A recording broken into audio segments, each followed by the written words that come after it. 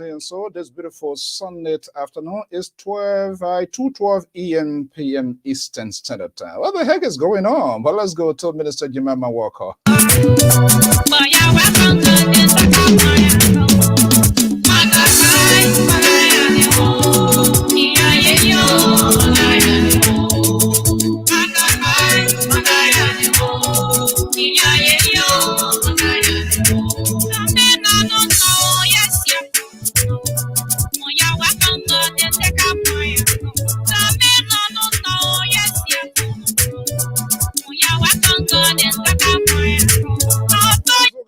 Showcase the cultures and some of the good things coming from inside Liberia. So I want to welcome all of my viewers and listeners across the globe. Thank you for joining me.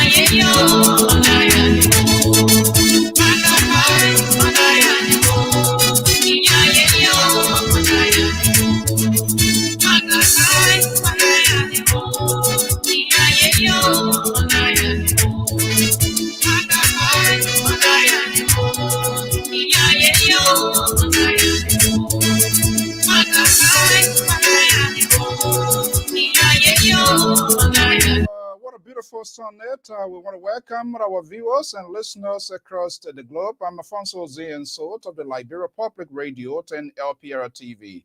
What a blessed Sunday to all of you out there, our viewers and listeners, and welcome to this broadcast. This is Freedom Watch, your informative news magazine. If you are in Liberia, We say good evening to right here in the USA. We say good afternoon, good morning, some parts of USA and the rest of the world. This is your informative news magazine, Freedom Watch, airing right here from the New England Bureau of the Liberia Public Radio. Thank you, Manzola Gisi, after being off for a little while. Is back. It's good to be here. If you are in Liberia, we say good evening to ladies and foreigners across the globe. The guy here on Pennsylvania Avenue is still hanging in there. All his lawsuit has been thrown out by his own Republican judges, and he's still there fighting. Where is he fighting for? This is how volatile the world is all at. The godfather of democracy, he's still being here up to Pennsylvania Avenue. That's the result if you have something, if you don't know the essence and the value attached to that. And when he sleeps, well, only one thing he has to do is to wait for the next 4 years to see if he can throw his weight in there. But the Republicans are so submissive or so in submissions to this guy. What is he thinking about? Does he think that these elections, millions of people vote that he's just going to go down the drain because he's out to certify his own? Wow. Let's leave it here, but for sure after the 20th, all men batting from Wilmington to Delaware will be moving to Pennsylvania Avenue. Perhaps he will be resettled as Mar-a-Lago or one of these towers, Trump Towers, EBS in Florida or whatever it is. That's up to him. But let's play the hard ball right here. We're going to be coming home to Liberia, ladies and 14. The conversation is on how many days to go in the 2020 midterm senatorial race in Liberia. The state of the security. We hope he will keep the appointment current. Just before coming on air, I was able to place a call with him. That is the Solicitor General of the Republic of Liberia, Councillor Simon Serena Cephas, will be here. The issue of the missing boys. Some are saying there are a lot of questions to be answered. We need more answers than the question. And he hope to be here. The government of Liberia, GOL versus former Associate Justice Cabinet Janant. ECOWAS has given her side of the story. We have this yet from the Ministry of Justice, as a matter of fact, their position prior to that verdict. But Councillor Serena Cephas is one of the chief prosecutors of the Republic of Liberia. He will be joining me here. We're going to dive into all of that. The missing boys, the state of the security ahead of the consequential 2020 May 10. These and many more. What a huge plate dinner support launch that you're going to have here. And of course, for you, our brothers and sisters out there, your views is matter. Beatrice, waited quite a long time. I've been seeing some of these folks here. I know people are getting sick and tired, but hey, there's no way we're going to get tired. So we're going to get this conversation going here. But in the interest of African solidarity, we serve Liberia. I'm going to take you to Nigeria. There's beautiful gospel music here by Monique.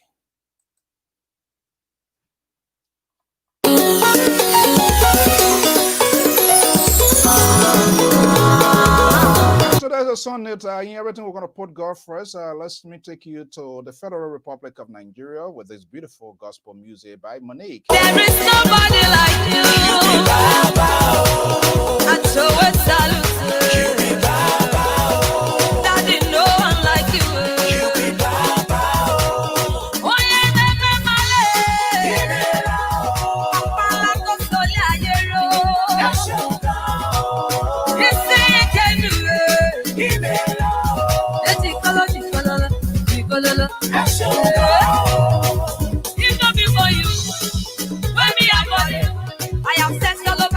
and I found nobody like you. Greater morning star, only you I serve. Every day now you, I will pour my love on you. That's why when I wake in the morning, I sing my praise to you. In the night, oh, now you are the call, now you the rain, now you, oh. You be Baba, and so it's salute. You be Baba. No one like you. You be Baba. Oh, yeah, never male. Papa, I'm not so liar.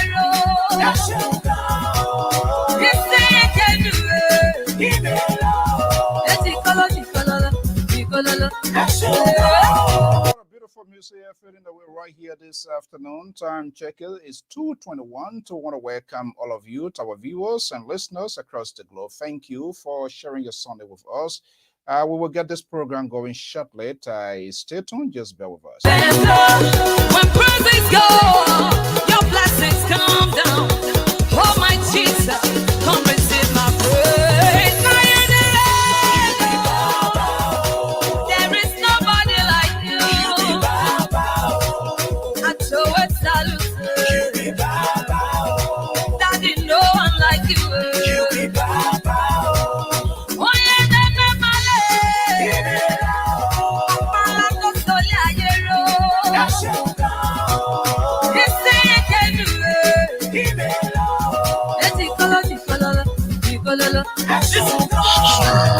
I rise to praise my God. Attention, my national praise. Yes, sir. International dance for my supernatural God. That's right. Melody in my heart. This when see you come. I sing because I'm happy. I'm happy. I sing because I'm free. Oh, yeah, follow me, thank them. Everybody. Everybody. The peace my God has done. I cannot tell it all. Give it all. You are the pillar that was my life. Give it all. oh yeah,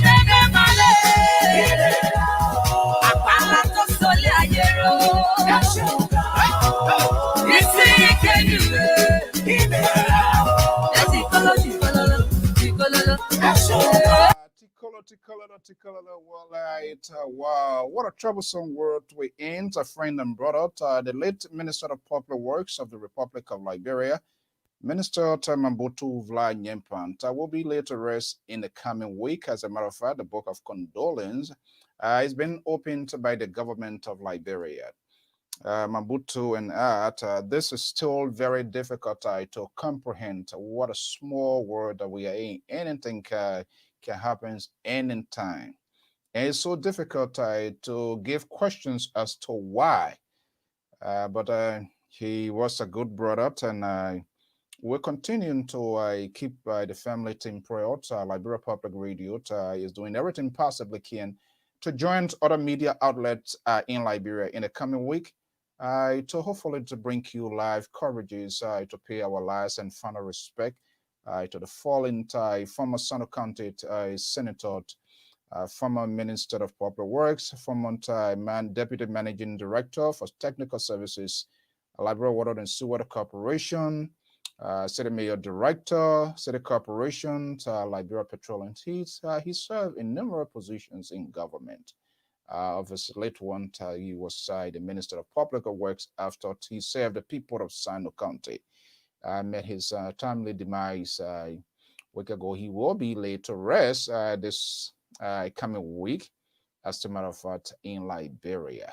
What a sad thing. Well, folks, we want to welcome you to this broadcast. I'm hoping my guest, Councillor Simon Serendan Cephas, who is the Solicitor General, one of the chief prosecutors of the Republic of Liberia, will be joining me here in an exclusive. And of course, there's no way that you're going to be left out of the show because it is about your country, it is about my country, and it is about our country. So all of us, we seriously have stake in it, and now they are in charge of the security apparatus in the nation. As you know, the campaign has unleashed what it called tsunami blow by the ruling establishment, the CDC, yesterday unleashed in the capital outside Monrovia at the 35,000 capacity stadium right there in Painesville, Samuel Kayando Sports Complex. We don't know whether there's anything in the making for the oppositions as well. All of these are meant to energize their base, to get voters to the poll and be able to cast their vote. Well, the number was impressive yesterday, to a mate. But the key question here, whether that will translate into actual vote put them above or across the finishing line, because CDC is desperately in need of that seat. Monsterrado, as you know, they consider that as their land, as a no-go land. And Senator Darius Dillon of the Liberty Party, now the Collaborative Party, I took their seat last time around from Poluta Wee, who was an unknown politician as far as I'm concerned, the surface from the side of the CDC. I'm not sure what a big lesson was learned, but this time around, somebody within the Bellway, somebody within the system was also being put forward. And I'm talking about Rep. Tom Fala. You saw that yesterday. So we're going to wait and see. The clock is eating away. And half an hour to December 8th, we have about 16 or 15 days to go. We will definitely know. But this race is going to engulf the 15 political subdivisions in Liberia. It's heavily contested. But I'm taking a close eyes on Monsterrado, Grand Bassa County, Nima, Bon County, and all of that. So that's where we're going to see what this whole thing here. And this in it contest seems to be some kind of or how, some way, referendum on the second term. Even we are hearing from the ruling establishment, President George Weah, to seek a second term elections. The outcome of what's going to happen in Monsterrado County comes December 8th, and that of Grand Bassa County that will give us a sense of who is solidifying their political strength and political grip in terms of the number that they could potentially have to put them across the finishing edge. You know, in Grand Bassa County, political leader Nyomblikanga Lawrence is in a battle there as well. With a former foreign minister of the Republic of Liberia, one-time senator pro tem of the Senate from Grand Bassa, Besonga Finley. He's going back. He wants to go back on Capitol Hill. I don't know the beauty of Capitol Hill. Is it because of the fabulous paycheck and bonuses that these guys are getting? This is why people they don't go into retirement. Sometimes we see people here, lawmakers, after they leave, they get their own establishment, they create job opportunities. But that scenario seems not to be workable in Liberia.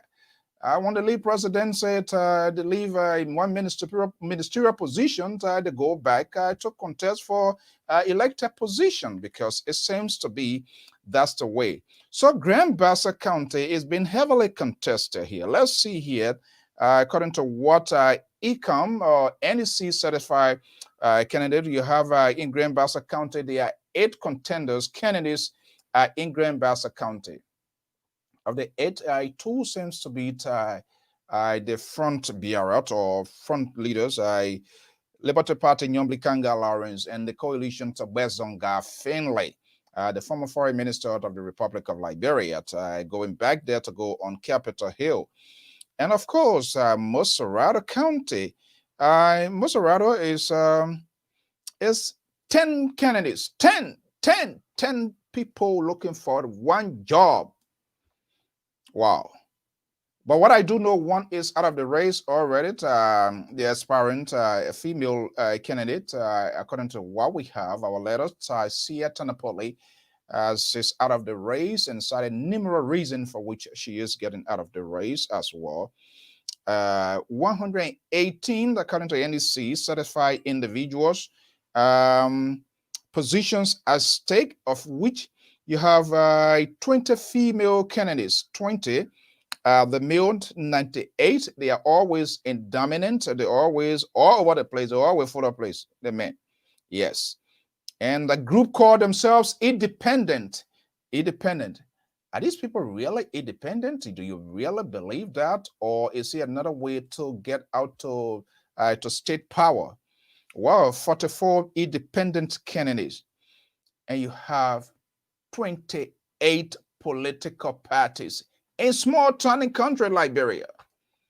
That's how people are in desperation for power, because they know that it is only government they can get their way through. 28 political parties. Can you imagine? Put those people in the room for a conversation, to dialogue, to discuss about the future of the country. Imagine. The presider, the one who's going to sit at the head of the table, you're going to drink about almost 5 gallons of water in order to be able to, before you get dehydrated, because the talking, the disagreement, they will not come to a consensus. So 28 political parties in Liberia right now to register. Is it because the rules there is so flexible? Do we need to elevate some of the requirements as a way to not to sanction, but to kind of like be able to have people, all of these people do not have the country at heart. I can for sure tell you that. Oh, okay. One other cardinal reason you see the proliferations of these political parties because they possibly the one some sort of inclusion in government. Francis got a registered party, got a few people, maybe from Grand Gita or Morovia area, schoolmates and whatever. So I'm going to be contesting. And the ultimate goal there is at the end of the day, even though he knows very well he's not going to go anywhere, he does not have the number. He's not likable to the Liberian people, even though they don't consider all of those things that much. The issues of substance, that's another thing. But Liberians are in touch with different type of way of doing things. But guess what? At the end of the day, Alfonso going to make an endorsement when he found out when the going gets tough and the tough gets going and see who is getting to the finishing line so that possibly he can be some sort of director, minister, assistant minister, or deputy minister and stuff. And so, okay, I'm going to endorse the CPP. I'm going to endorse the coalition. So people in all forms and sorts are looking for political relevance and inclusion in government. So these are the strategies that our people are using most of the time and they try to get to state power. But perhaps if the rule is a little bit kind of like something probably to know. I don't honestly believe these 28 parties, they're going to have a standard bearer. Some of them don't even have campaign managers. They don't even have offices. But yes, they meet up with the requirements somehow, some way, met the requirement of NEC in terms of the number of people you should have to register, the cash that involved to register, which of course, you can go anywhere and borrow money and credit any money and say, I'm contesting, and you will be satisfied as long as you meet the requirements of NEC. That's part of your job. And then you become part of, you become a stakeholder into the political process of Liberia. These are the kind of things that we are facing. So we have 28 political parties. 28. Wow. This year, Senatorial, I'm not sure. I'm waiting, and I've been trying to peruse through the official website of NEC. And I hope Mr. Heron Flomo, the communication director, because we had a conversation before, and they say, okay, let's wait until the whole process can kick off, until the Supreme Court can't remove the stay-in and campaign, and then we want to discuss it, because I want to see the breakdown of voters, individuals that people that registered in the various counties. I see the official total voters here for this year, 2,183,629. I registered voters, registrants, voters of for this year's senatorial. I'm not saying for 2023 presidential, no. I'm talking about for this May 10th, 2020 May 10th. I'm interested in knowing how many precisely registered in Monsterrado County, because all of the attention seems to be focused. The resources is being heavily invested in Monsterrado County.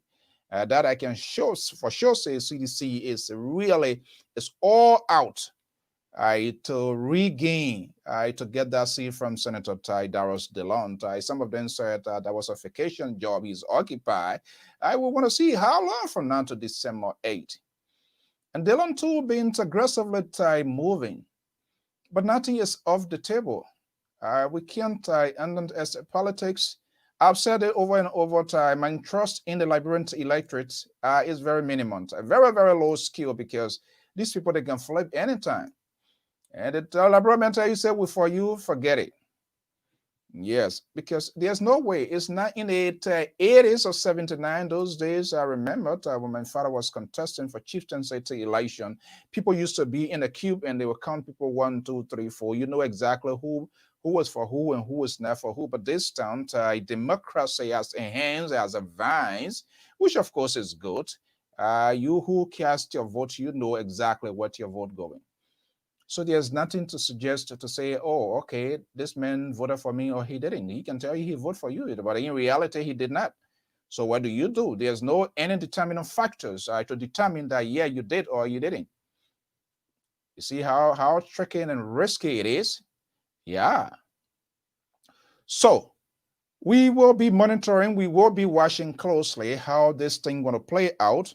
Voters, precincts, 2,180 precincts, polling places, 5,390 across the length and breadth of Liberia. That's huge. And one of the things that is so much important is the security aspect of the entire process. What are Liberians, what are voters will be free to go to pick their ballots, to cast their vote, free without any problem. And the only people we can perhaps have this sort of conversation with is the authority, people that are in charge of the process, people that are in charge of state security, people that are conducting the entire exercise. You know, those are the people we want to talk to. We like to hear from the house's mouth. That's our game. That's our playing game here at LPR. We do not like circumstantial conversation, and just all over the guest game. But the frustrating part too is most of these people, they do not like to be asked questions. They want to have their free will.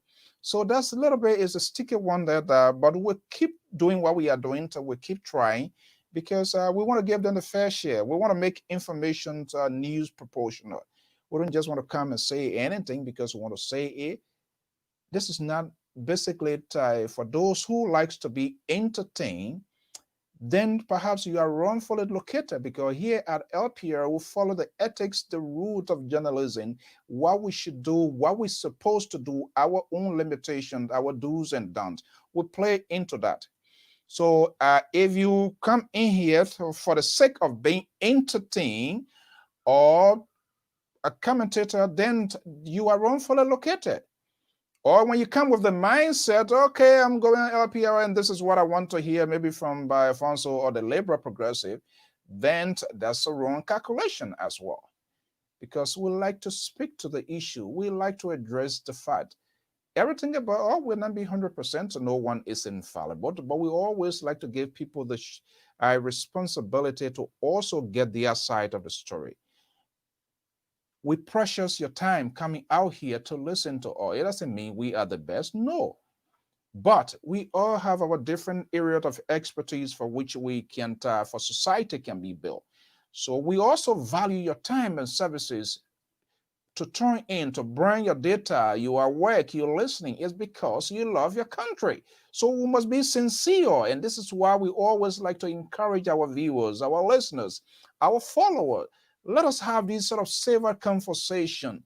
Let us avoid personal attacks. Let us put ourselves in the attitude of being able to persuade why you think your candidate is better more than my candidate, and what is the agenda of your candidate. Those are the issues of substance we must argue on. But how many of us in reality can even ask the very people that we support? We start supporting people before the people can even declare their intention. That tells me that it's kind of like it's something is not going to right. But you must ask your candidate as to what she or he wants to do for the country, his or her agenda. But we don't ask. And we went ahead, we elected people. And we raise our own alligators unknown to us. Now the alligator has become a grown alligator. It's no longer the baby to play with it, to toy around it, because there may be 44 or 60 tooth in the mouth now. And when you throw your hands in the mouth of an alligator, you know exactly what's going to happen to you. That's what we didn't do. We did not ask all of the questions. People sanction us. People say it was not important. People see it as irrelevant. I'm happy a few debates are taking place here and there. Politicians, those seeking state power, they're going on one or few news outlets. But again, they are being very much strategic and selective where to go, because they also are cognizant of the fact that they do not want to answer certain questions. And I think that is unfair to the electorates. Because when I look at the young generations of today, those group, they call them Zoko. It is these same politicians' creation. Get these people to be who they are or what they are today, and they are not doing anything to elevate them, to kind of prop them out, to say, oh, this is not good for you. There's still a room for you. There's a future for you. They are not doing that. They are all in this whole battle crowd business. Yes, singing and chanting and moving, and they are not even asking these people. But guess what? When a man is elected for the next 9 years, Senator, 9 years, think about it. 9 years? How many of those people to ever to really, even if they violate the laws, or be it the ethics rule or embezzlement, and they are guilty or whatever, they don't resign? It's not like the case here. You can see it for little things which I would consider little. The news media will bust on the doors of these politicians, and the next thing you see them come before the camera say, I'm ashamed about myself, on behalf of my wife and family, till we regret the situation, to I quit, I resign. How many times have you seen our people? They don't. They adapted the systems of justifications of their actions. And they don't even apologize. They do not even have the guts to say they I'm sorry, because they all like this now, they are in authority. So that's the kind of problem that we have. So the problem in the country is so huge. It's so huge. And we all are helping to get it to that level, until all of us, whether you are in support of a particular party or a particular candidate, if we can be a little bit honest to ourselves and our country, in the interest to see our country to forge ahead, and begin to ask our candidates some tough questions. Yes, you want to be senator. Can you tell me exactly why you want to be senator, or what are some of the things that you have in line? If I trust you with my vote, you're going to vote for that person. And they're going to be there for 9 years. I'm telling you, there are two things. Probably they either tire or maybe death. And we don't want our people to die. So I don't care what anything happened, they will be there for that 9 years. And even those who were there for the first 9 years, because I had the privilege to talk to some of them, they said, well, the 9 year was insufficient. I didn't have enough time. And so I'm going to go back to my people to give me another 9 years. 9 plus 9, if my calculations and arithmetic can do me a favor, is 18. 18 years. Some of them are even been there, but they still they want to go there. And our people will elect then. But there are so many things that are responsible to see what is going on. Poverty is one of the key factors. And that has diminished our characters, our human value, for which I vote now is being traded in place of cash. And if you look at that logically, you don't want to blame them, because it is the strategic move by our politicians to keep you down deliberately, so that they can have absolute control over your decision making. Yeah, so you saw the lady I hired the other day. Drugs is on the rampage. People taking substance. As the result, they do not, their cognitive way of doing handling things is quite different from you and myself. And sometimes you don't blame them when you see people that it's not natural. It's something not right up there to give them the good thought, to give them that sort of thought process, how you can critically to review and understand before you take a decision. Things that the taking has manipulated them so much, is in control of their entire system, their entire life. So their tough decision making is very, very minimal. And all what they are doing is being influenced by another person's way of doing things. And that's how our society, how bad it is. And the only way we can do that is to exercise tolerance. For us who want it to work, is to exercise tolerance. So if you up here and you think you're going to scream at somebody in Liberia, don't vote for the person, don't vote for the person, without you taking our time to tell the person how precious their vote and the consequences of their vote. It could be good, it could be bad, it could have an adverse impact on their life, their generation. If you don't have that tolerance, if you don't have that discipline, and you think you want to shove it down their throat, then you're not doing good either. Then you are not. This is why this business requires tolerance, patience, and discipline.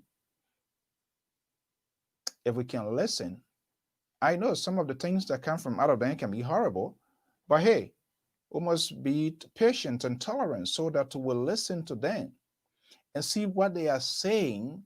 We can flip the coin around and look at it and tell them, say, hey, yeah, this is what you're saying.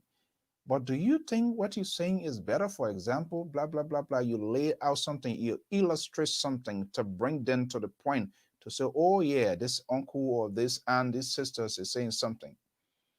But when we sit here and you think we want to insult, and that's going to be the remedy to the problem in Liberia, then you are causing more harm because you are not either helping the process.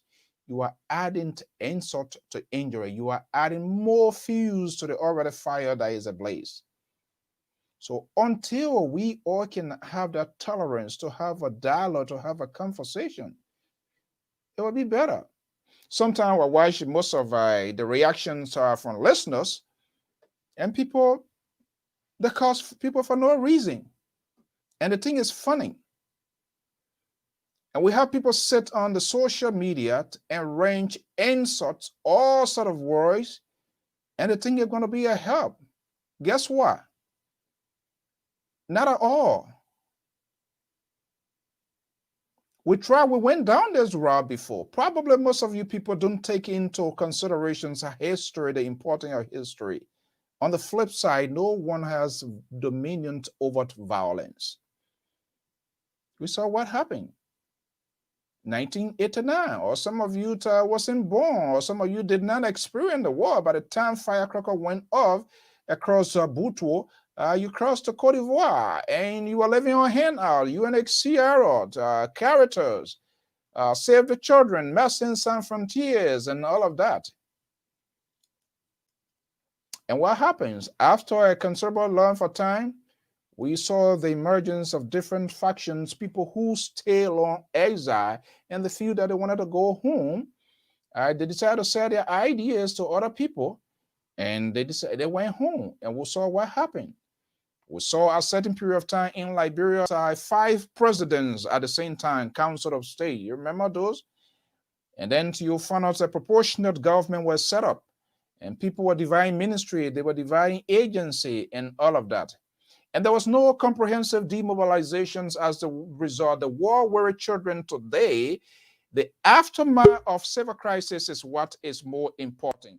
Well, let's see here. The man long been waiting for, I believe my guest is here.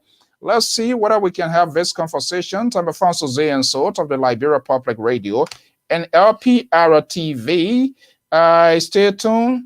And we're going to be right back here. Let's see here quickly. And I'm going to be joining my guest. I'm Alfonso Zay-and-Sot of the Liberia Public Radio and Lpr-Tv.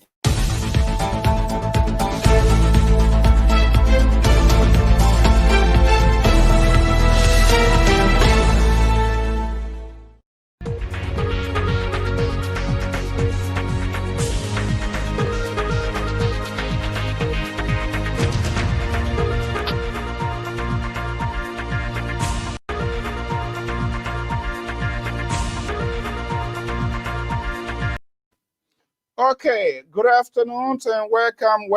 Let me go to in there. My guest is here. Is one of the chief prosecutors of the Republic of Liberia. Councilor, are you there? I don't get in sound. Yeah, are you hearing me now? Benny, show me anything where the sound can be, Benny, or the camera is muted. Are you hearing me? You mute your microphone. Let me see. Unmute your mic. Are you? Your mic is muted.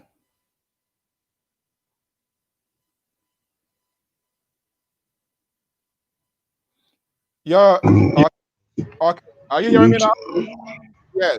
But what the sound can be, it can be done. Okay.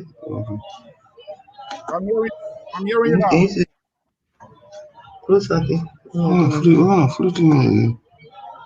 Huh? I, When? I'm hearing you now.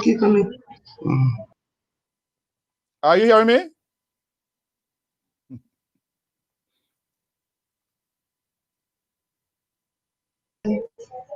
Hello? Are you hearing me?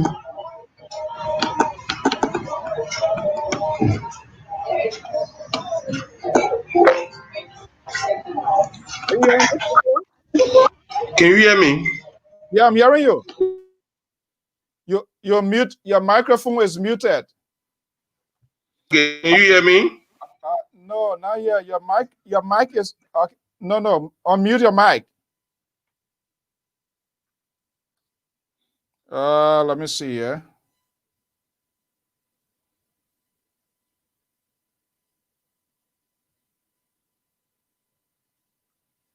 Your mic is muted. Okay, it's okay now. Yes, yeah, I'm hearing you. Are you hearing me? Where I come here, trying to set up. My beautiful wife tried to help me to set up. I don't.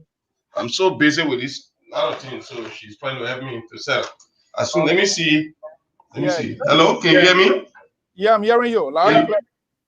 Okay, wait. Let me. I'm trying something. Let me see. Can you hear me? Yes, I'm hearing you. Oh, okay. It's Huh? I'm hearing you. Are you getting me? No, I check your microphone.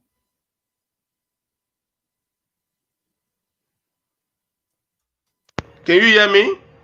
I'm hearing you, Counselor.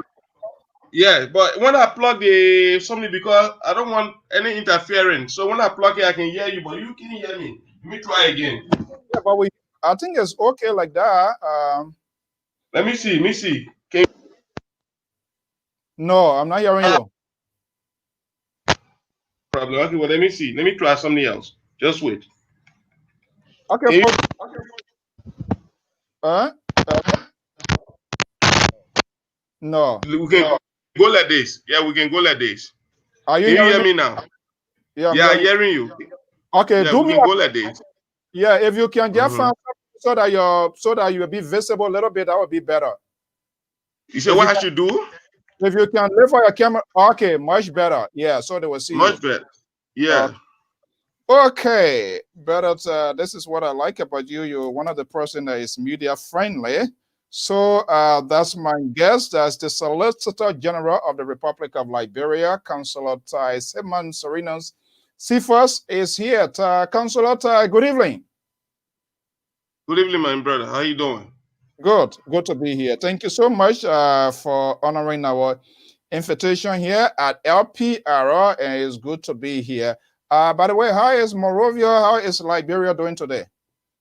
Everything is calm, and I wish you were in Monrovia because I seen the executive mansion behind you. Yeah. That's the reason I put this executive mansion here to put myself in the Yeah. shoe in Liberia, literally. Oh, okay, that's great. That's Uh, great. okay. I really do not need an introduction. I Yeah. know you very well, but every day we have a new audience, we have a new viewers here, and I so sometimes they like to get it from the house's mouth. So if you can just take a few seconds to introduce All yourself. right. My name is Seman Serenius Cephas. Actually, I'm Julius, but rarely do I use that. I'm legally married for the last 20 years. And more. I have kids, and I have a beautiful wife. I have a beautiful home. I'm a Liberian citizen. I'm a journalist. I'm an agronomist. I'm a legal practitioner by excellence. I'm a senior counsel of the International Criminal Court. I'm also a senior counsel of the Special Tribunal for Lebanon. I'm Liberia permanent representative to the International Criminal Court.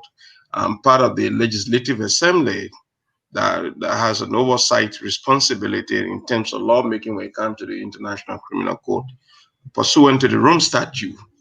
Um, I have started practicing law in Liberia since 2006.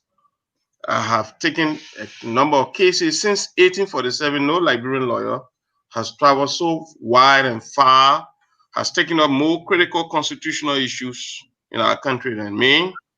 It was I, the first Liberian lawyer to have taken the Liberian government to the ECOWAS court and won. I opened the door to the ECOWAS court. Knew all around the world. I'm a senior counsel of the European Bar. I'm also vice president of the European Association, Bar Association.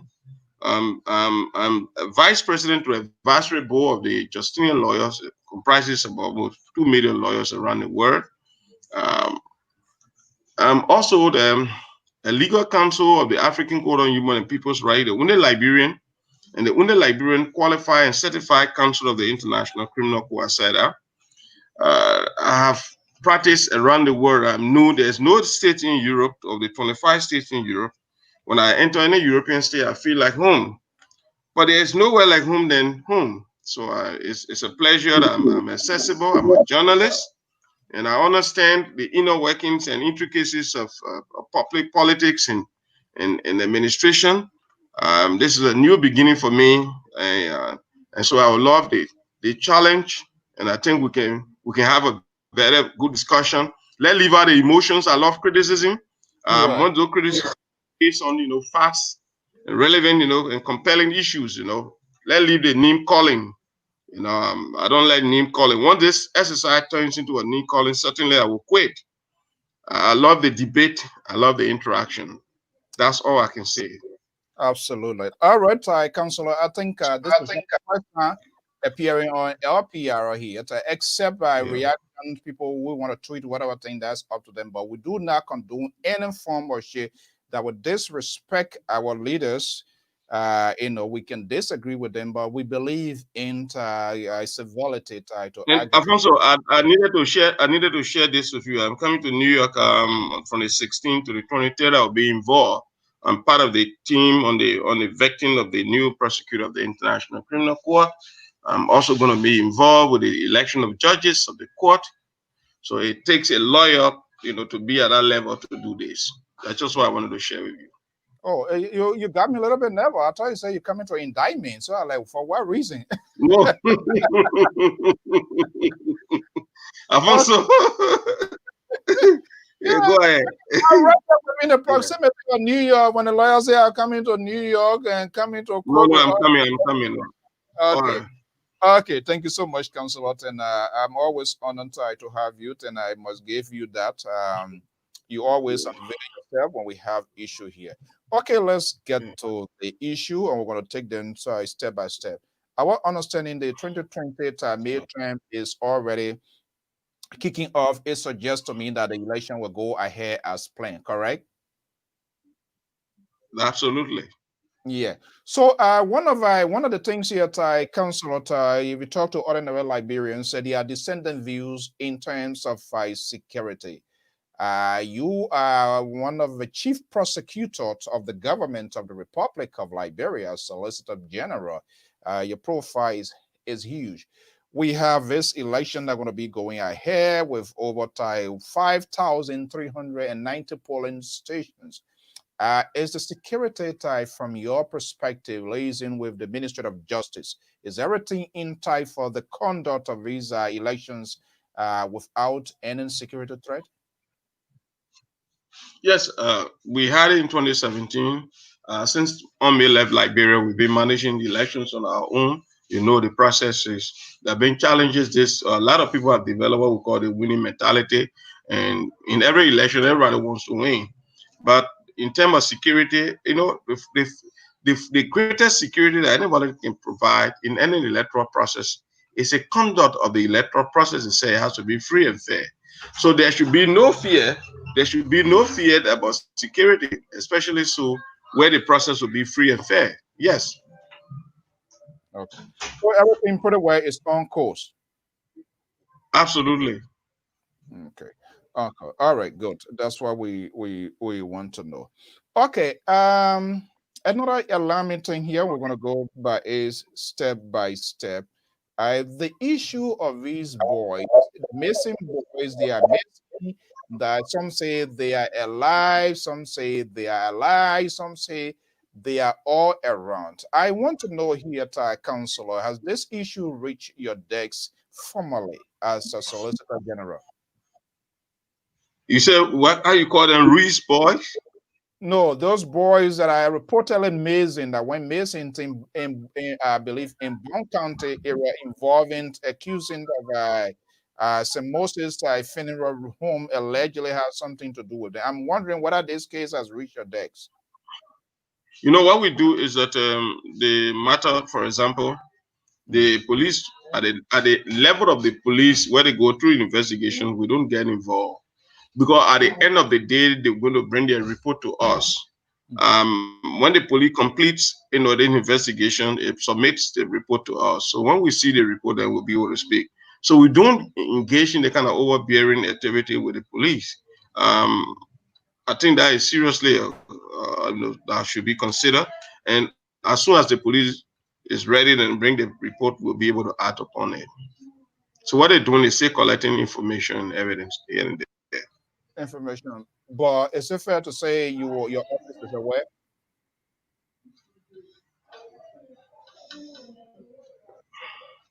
Huh? I Counselor? did not get a question clear. I'm Yeah, I did asking not get a question clear. I'm Yeah. asking us, I say, is it fair to say your office, from what I'm hearing you, that your office is aware, but still waiting on police information collecting evidence? Is that the case? Yeah, because for example, there's a lot of trading on information here and there. So, Solicitor General, all we hear is that this is ongoing. But at the end of the day, when the police completes the investigation, certainly we're going to submit it through the channel, and then we'll have to look at if there are any reasons to establish the justiciability of any issue. Then we will make the determination. But at the police level, of course, apart from being informed, we will still need a compelling report clearly supporting whatever the police has found. So until then, we cannot make any concrete statement about that. So, for the benefit of the listening audience, and this is why we always like to get out to the people that really have here. At what extent or what a level that your office or the Ministry of Justice will intervene? It goes like this: when the police completes its investigation or does an investigation, it prepare charges and then submit it to the county attorney. The county attorney for the county, for example, if in Monsterrado County or in Bond County, will receive the report, and then the county attorney will now call the Solicitor General and say, we get his report. And the Solicitor General will review the report and see whether there's a probable cause. When that is done, the Solicitor General then informs the Honorable Minister of Justice, Attorney General, and say, based on the police report submitted to the county attorney, this is where I'm there. There will be key questions that will be asked when the report is complete, because if the matter goes to court, we don't want to be caught unaware. So when the report is brought, we then review the report to what we call the ERP, the Evidence Review Panel, to test the materiality and the relevance of the evidence gathered in the procedure, in the code of chain of custody. When that is complete, when we believe that there's a compelling issue to proceed with, then will now advise the county attorney as to which appropriate charge to lay. And then he will do what we call a grand jury presentment, and then make a grand jury indictment, then send the indictment in the grand jury room, and there will be a grand jury deliberation. And if the grand jury agrees with the prosecution, it returns what we call a true bill. If the grand jury disagrees, they return what they call a bill of ignoramus. If there's a problem, it becomes a a verdict, and then it will go all over again. So it's a long process. The Solicitor General sits Yeah, in a yeah, position, is at an elevated position. He doesn't run the day-to-day activities of the police. yeah. Okay, I try to get to sort of the coordination here. To what extent these are people lives involved? People hearing they have been killed, they are not being killed. Is there any time frame with respect to the Ministry of Justice to expedite this sort of investigation so that the country will know we're seeing demonstrations being ongoing. It's because You the know, people. intelligence gathering, intelligence criminal investigation also involved intelligence gathering. So the mere allegation, for example, of asserting that the persons are meeting or the persons are not missing, it still requires a more holistic and comprehensive investigation. And then we have to put in place intelligence to be able to review that. As you may know, I don't even have to speak any further beyond what I'm just saying. The reason is simple. A lot of people, you have a wider audience out there. We don't know what are the real issues are. Maybe somebody will stumble upon what we're going after and then try to hide the fact. But I'm telling you, the matter is clearly under consideration by the police, and there will be a detailed information report that will be submitted through the channel, and then we will look at it, whether it's true or it's false. But for now, I cannot confirm the falsity or the veracity of that information. And external force involved in this investigation to have our investigators in terms of Interpol exchange with our ally, the U.S. Government, to get this maybe to enhance the capacity of this investigation. Do you know? Alfonso, like that, you're going into details. The strategy as to, collaboration and cooperation. Actually, it's not the work of the Solicitor General to determine collaboration, cooperation here and there. It has to be with the police. At the end of the day, whatever the police does will certainly come before me. So I can determine, for example, we have some of the best police forces in this country, trained in some of the best schools around the world. So every time people say, "Oh, international partner, yeah, the international partner," Alfonso, I want to share this with you. When I went to the Hague in 2016, and everybody, in fact, everybody was called on stage to make an introduction as to their expertise in international criminal law, blah blah blah. And when the other person get, I'm a professor of this, I've been teaching for 30 years, I've been this. Other person get, I'm a prosecutor, blah blah blah. So at the end, they brought a judge from New Zealand. They said this man has been a judge for 30 years. What we need to do is that we want somebody, since most of you are prosecutor, it was in a training class, since most of you are prosecutor, let one of you cross-examine the judge on a situation. They gave a mock example of a case in Mali, where it's alleged that this guy was on duty, he was acting on order, and he carried out mass killing. So they asked us to cross-examine the judge, and all the people who were projecting themselves to be experts and other people, they could not ask a fitting question. Now, we were able to take the stand because that's what we do every day, and we cross-examine the woman, and there from there, at the end of the session, I was informed that I should be the head. Another time they told her to prepare a brief statement for for an indictable offense, and people started here and there. What I did was that I did what I could do. I said, well, this is how we do it in our home. The man said, this is great. So I'm seeing this to say the idea, everything, you have an international partner, you have an international, they don't have the expertise many a times that we seek. We do have the expertise. So we should learn to use our local, expertise in some of these issues.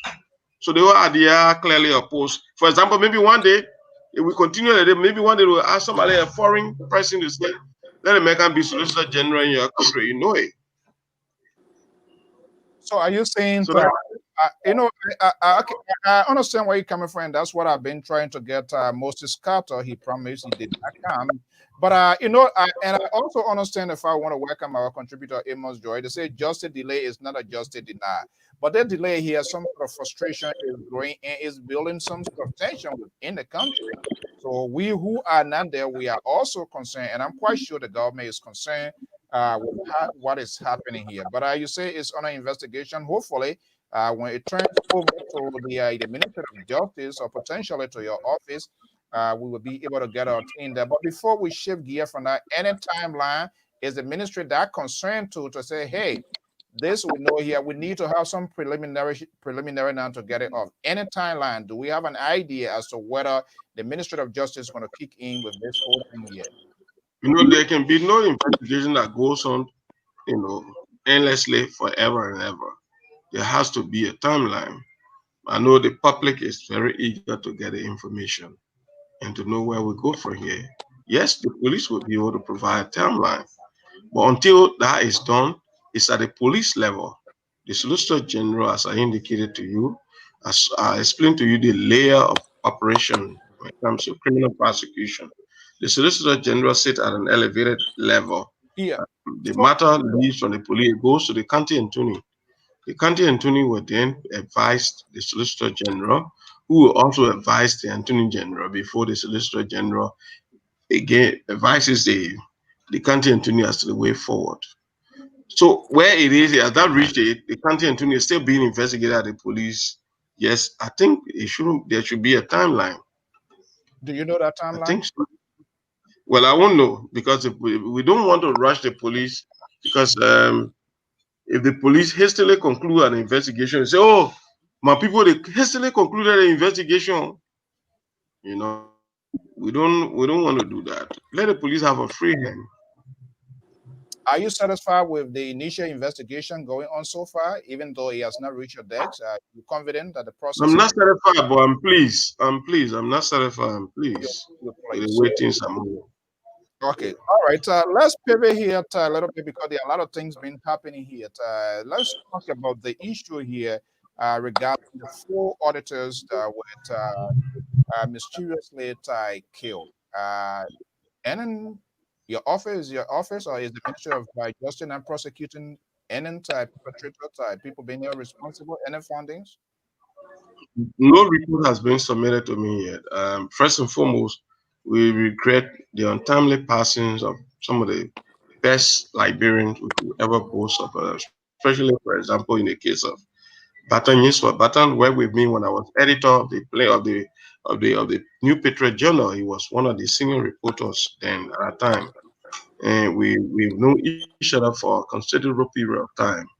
It's just unfortunate the manner and form in which his life ended.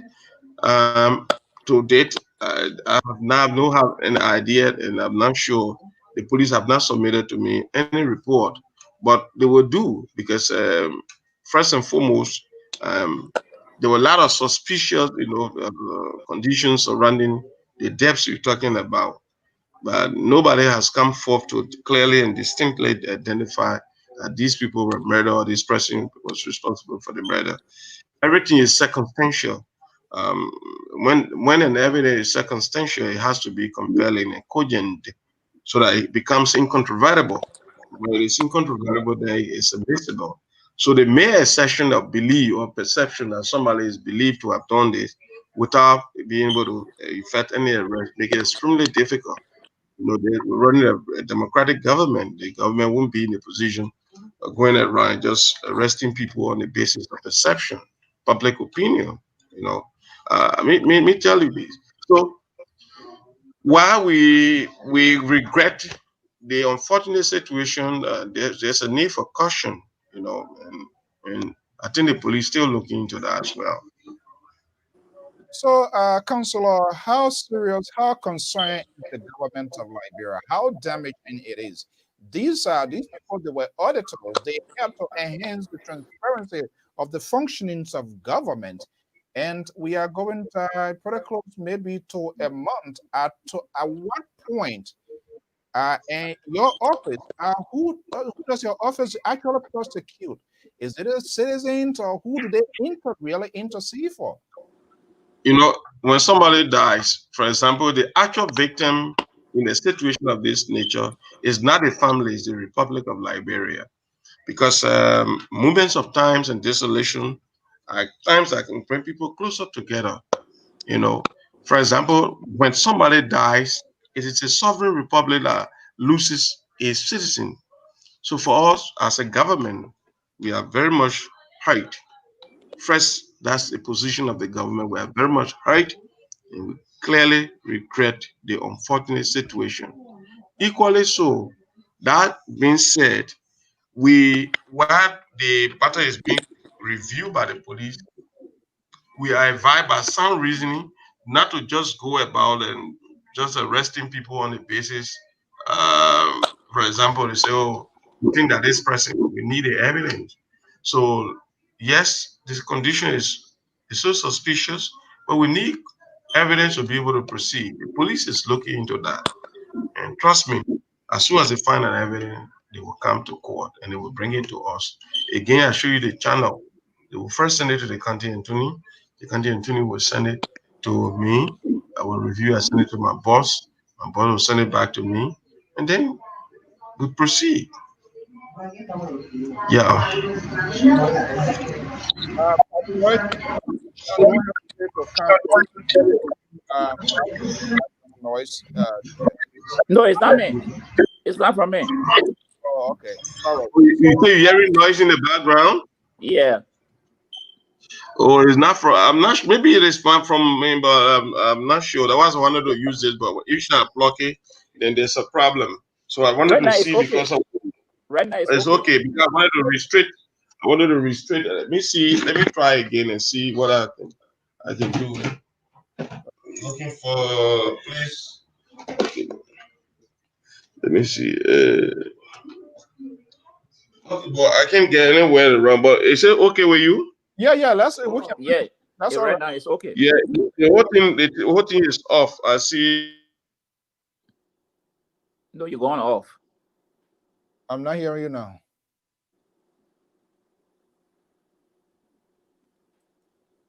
I'm not hearing you. So just let me see if he comes back. I'm not seeing him here. Okay, Pa George, good afternoon. Yes, sir. How you doing? Good. All right. I don't hesitate to come in show in case you have a question. And this is quite interesting. When I see him when he gets back there, we will know. They say they are waiting for the case to go to the county attorney in terms submissions to the office of the Solicitor General, and then so forth, so on. But what is concerning here, Pa George, how long does it take to get there to this point? Well, I want to, as the SG was saying, they don't want to rush to any conclusion of the investigation.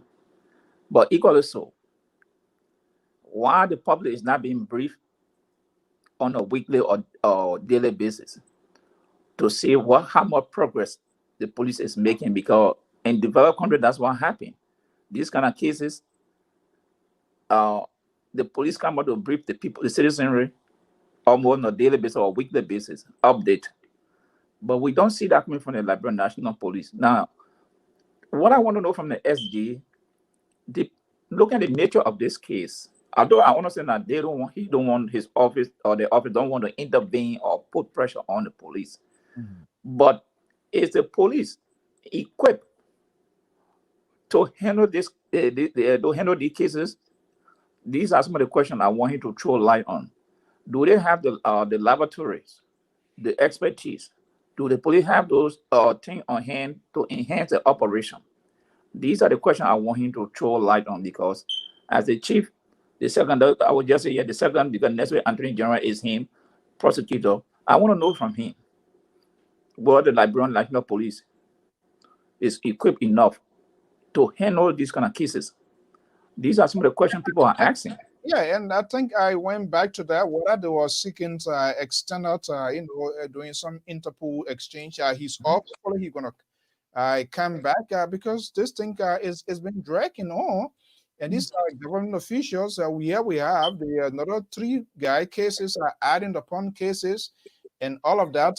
So I don't know when that's gonna happen. We had an appointment here with Moses Carter, who should speak to.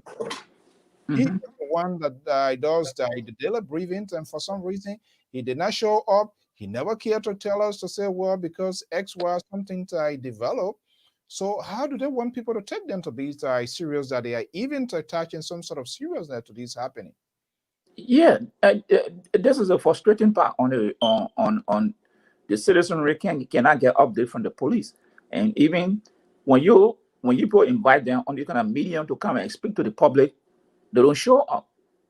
Then it also creates doubt in the minds of the citizenry, because the citizens depend on the law enforcement to inform them if any crime happened, how far they've gone, are they making progress? And if there's nothing coming on to tell the citizen, then of course it makes them to start losing confidence in the system. And the issue when you hear people calling for international partner, it doesn't mean that Liberians, you don't have capable Liberians. But the question here is, whether you have the equipment that will facilitate the job of these people. These are the questions. Sometimes people say they want international expertise. Because when people come in, sometimes they bring in other people to enhance the investigation. But look at what the other time, when the bodies were found on Broad Street, the police director said, oh, we made some mistakes. And if you're saying that as police director, you made some mistake handling or preserving the evidences, that raises serious doubt. Because even if you accuse of somebody now, the lawyer of that person is going to use it as a defense. Because you are on recording that there were missteps. That is the chief of police seeing that. Now, if at all we have trained people, why would police director come and make that such a statement? Because trained people will know exactly, once they call upon, they'll know exactly what to do immediately. Okay? But when these things happening and when raises the question, then they say, oh, we don't trust our people. No. We trust our people. But the thing is, what is the history of our people solving these kind of crimes? From early time, Allison death, Harry Reid death, today, we have not gotten any conclusion of the death of those people, whether it's a cold case, because in other countries they will say, okay, this case is a cold case. So it's not off, but it's a cold case, and they are trying, they will continue to visit the file. But it's not happening in Liberia. Harry Reid, Allison, and then the list go on. All that happened under Ellen Johnson Sirleaf. The police were never able to close those cases to tell the Liberian people what happened to those people. Now we're going into President Iran, the CDC-led government. The same thing is happening. So why you think that people cannot raise doubt about the government or the police? And I'm one of those who always say it. I fear for the police. I can tell you the police is not equipped enough to handle what is going on in Liberia. Given the resources, it's limited. But again, why government cannot try to redirect some of the resources into security, which is paramount for anything in Liberia? The police budget has been cut to $1 million, and I continue to say it. $1 million cannot run an effective police force like Liberia. It's inadequate. So these are hindrances that the government, the police, the law enforcement civilian, they are having. But it depends again on the leadership. You saw the statement the president made the other day that citizens should get CCTV camera. But we don't have electricity. Even if we have electricity, everybody cannot afford electricity, or everybody cannot afford CCTV camera. So what that tells the citizen is the government waving the white flag that we are given on crime in Liberia. These are serious issues we need to discuss. And as we discuss it, some people take offense because of our view. But I tell you, it's not about our view, it's about the citizenry of the country.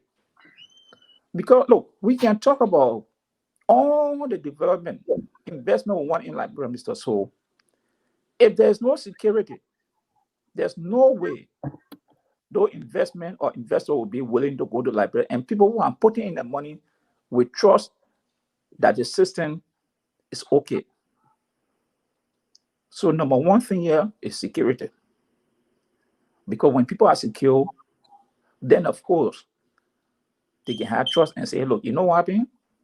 Yeah, I will take my money and invest in this area. I will take the risk. If I don't succeed, okay, maybe then I can go back to see where I made my mistakes. But when security is lacking, it's a serious thing. And the last I'm glad Professor Zawo is here. When I made a statement that people go to bed, the rushing out of the street by 7 o'clock, they challenged me. They say I was lying. And Mr. So, you can attest to it. Your senior producer in Morovia came on the platform and said it. And Joy Edmond, just last week, I think they were on the same issue. That past 7 o'clock, everybody rushing home to get off the street because they feel that, hey, they're afraid. And with the killing of these people in Morovia, you gotta be somebody. If you are not concerned about your own life, then something serious is wrong with you. Hold on 1 second. Let me see. He having issue to come back. Our welcome, Professor Zawlo. Let me just see. I don't. Hold on 1 second.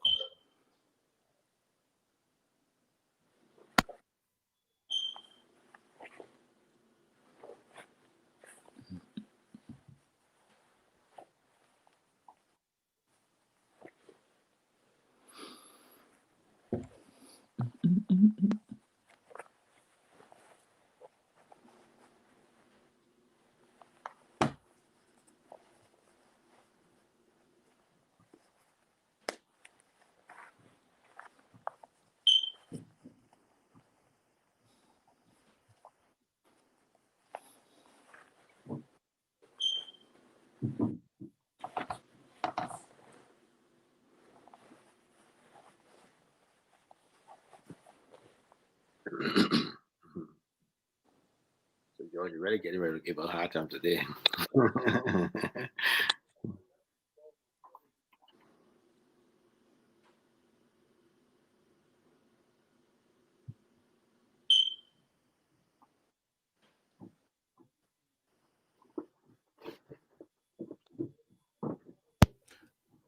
Okay, folks, let me just welcome Professor Zawlo, is our senior contributor here.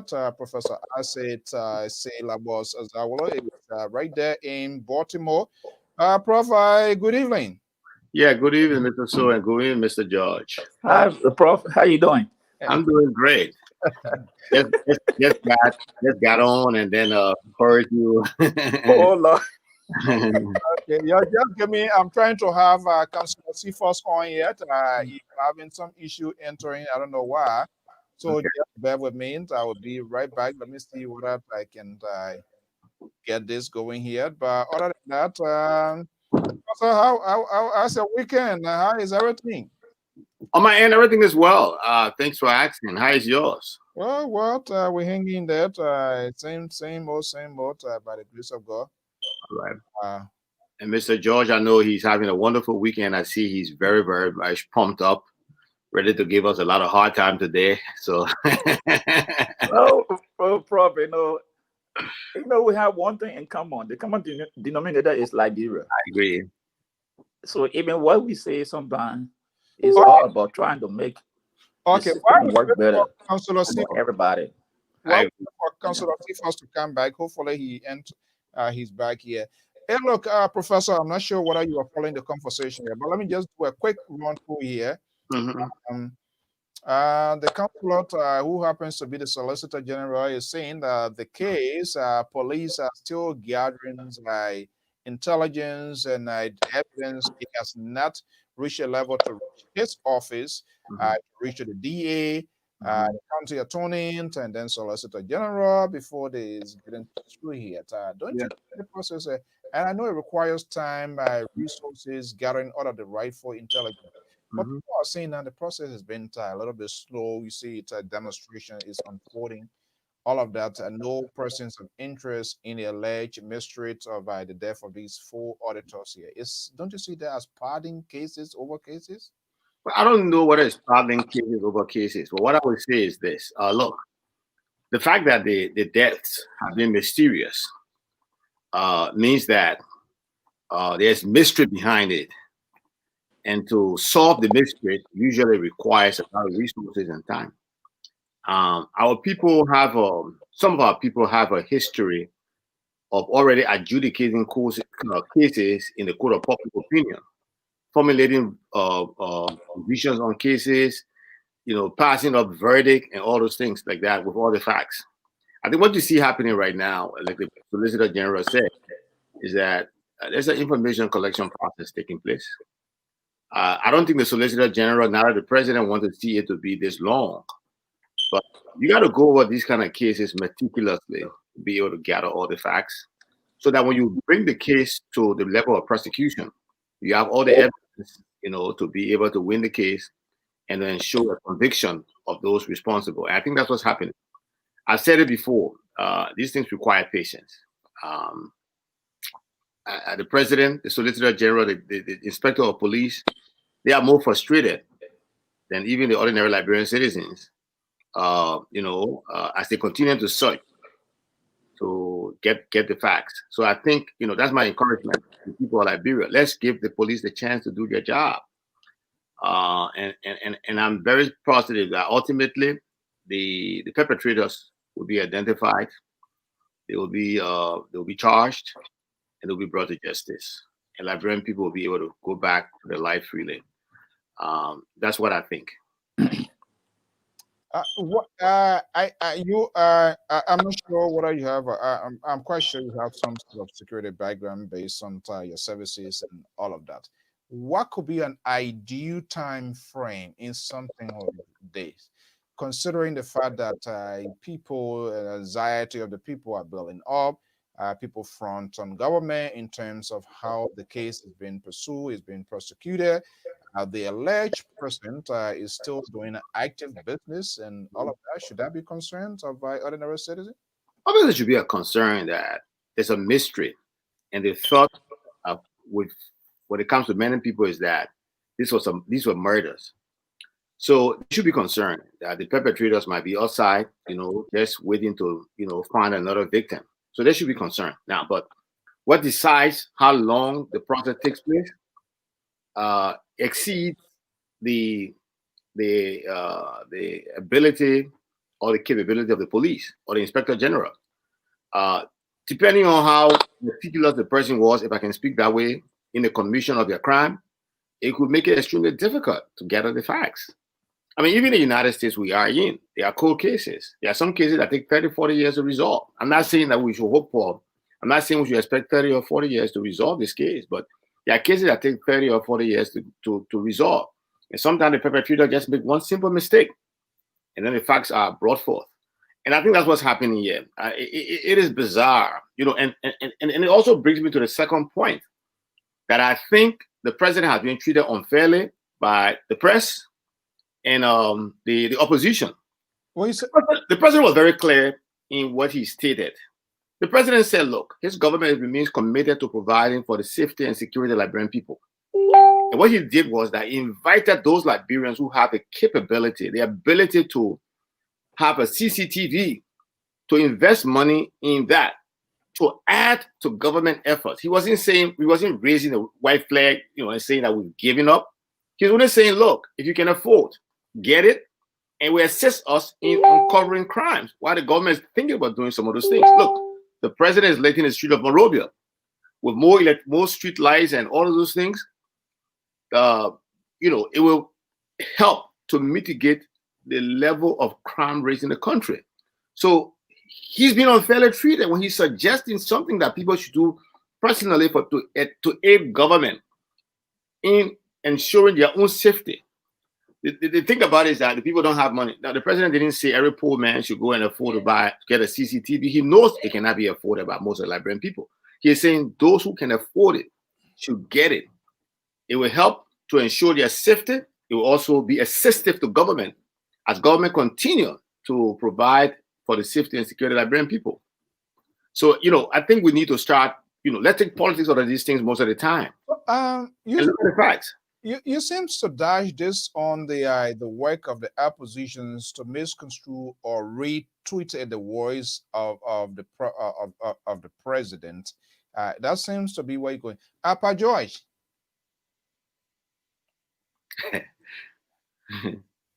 Pa George, check your microphone. Pa George. I'm not hearing you. Check your. Okay. Anytime the man getting ready to hit us hard, his microphone will get a problem. Hey, Mike, you gotta turn your hello. I'm not gonna hear. So let me pull you off and come back. Let me just pull you off. Muted. He just got to get muted. He's muted. I don't know why. Let me just pull you. I don't know why you coming to save before your microphone. Well, so let's look at the timeline of the president coming in with that. Is that well calculated? Do you think he should have been the president to have done that? Look, you position yourself. Take the fact that the president is like the father of the nation, and you have some deaths that are being perceived to be mysterious, and people are Hello. okay. Yeah. Okay, Councillor, are you back with I us? think the I think the mistake was from me. I'm Yeah. sorry, I was not scrolling down. Okay. You see that. All right. Maybe Yeah. maybe get yourself up a little bit much better so we'll see. Yeah, yeah. Let me see. I think everybody wants to see me. I'm clear now. Yeah, everybody wants to see Much that. better. Absolutely. Yeah, Okay. yeah, yeah. Okay, you were back with us. Professor Asset said Zawoloto, one of the Star Wars who is always pushing the CDC, government agenda, doing a lot of tweeting here. Is here with us. We try to keep it balanced. We have Amos George on the other side with contrary view. I'm here to play the whatever role, and you are here to stay in the middle of it. So, Councilor, let's go back to you there. Yeah, with this here, I believe we're talking about the four auditors we Yeah, left. yeah. I said rightly that when somebody dies, as a prosecutor, the Republic of Liberia loses, that person. The actual victim is not a family. The actual victim is the Republic of Liberia. And as a responsible government, we clearly, we are appalled not just by the death, but the fact that such fine gentlemen and a lady, died under such a condition was something that we could not stand. So that exercise requires a more critical review, and time is also required.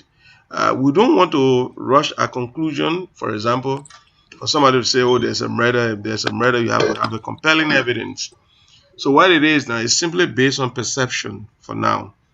There are a lot of conspiracy theories going here and there. It's a normal practice among Liberians. If you know it, you were here, Alfonso, you know that. For example, if you came to Monrovia and you turn your radio, every day the guys on the radio insulting me. It's a normal thing, and we were in government, we were student leaders in the 80s. We did the same thing that the people are doing today. So we are not just strangers to this kind of thing. But the fact of the matter is, professional, you from the onset of this program, you saw me giving you the gist of my background and training and experience, international training and experience. We can be a part of an arrangement that will subscribe to speculation, in guesswork. We need a more compelling and concrete evidence to be able to establish some of these things. And in so doing, it requires time. So I appreciate the fact that there is a lot of eagerness everywhere, and every library is concerned, but equally so it requires that we have to be more cautious. We have to be somewhat circumspect dealing with some of the issues. That's all I was saying. So just want to say that because to every Liberian, the loss of a Liberian is a loss to that Liberian. So let me say my sympathy to all the Liberians from across the aisle. There are those who hold the opinion. I can't imagine. Even that's why when I was a student leader, I can recall we're very much radical. But at a certain point now, at my age, I can be asking myself, why did we do all this? We needed to open an opportunity for engagement. I think it's Because, important for Liberians to talk. is it because you are in government now? Do you having a second thought? No, not that. I think we wasted. I think we wasted our time, and Alfonso, we wasted our time. For example, we wasted our time. I can recall in 1983, I was student leader, and we accused the president of having money in Restberg. I couldn't even imagine that.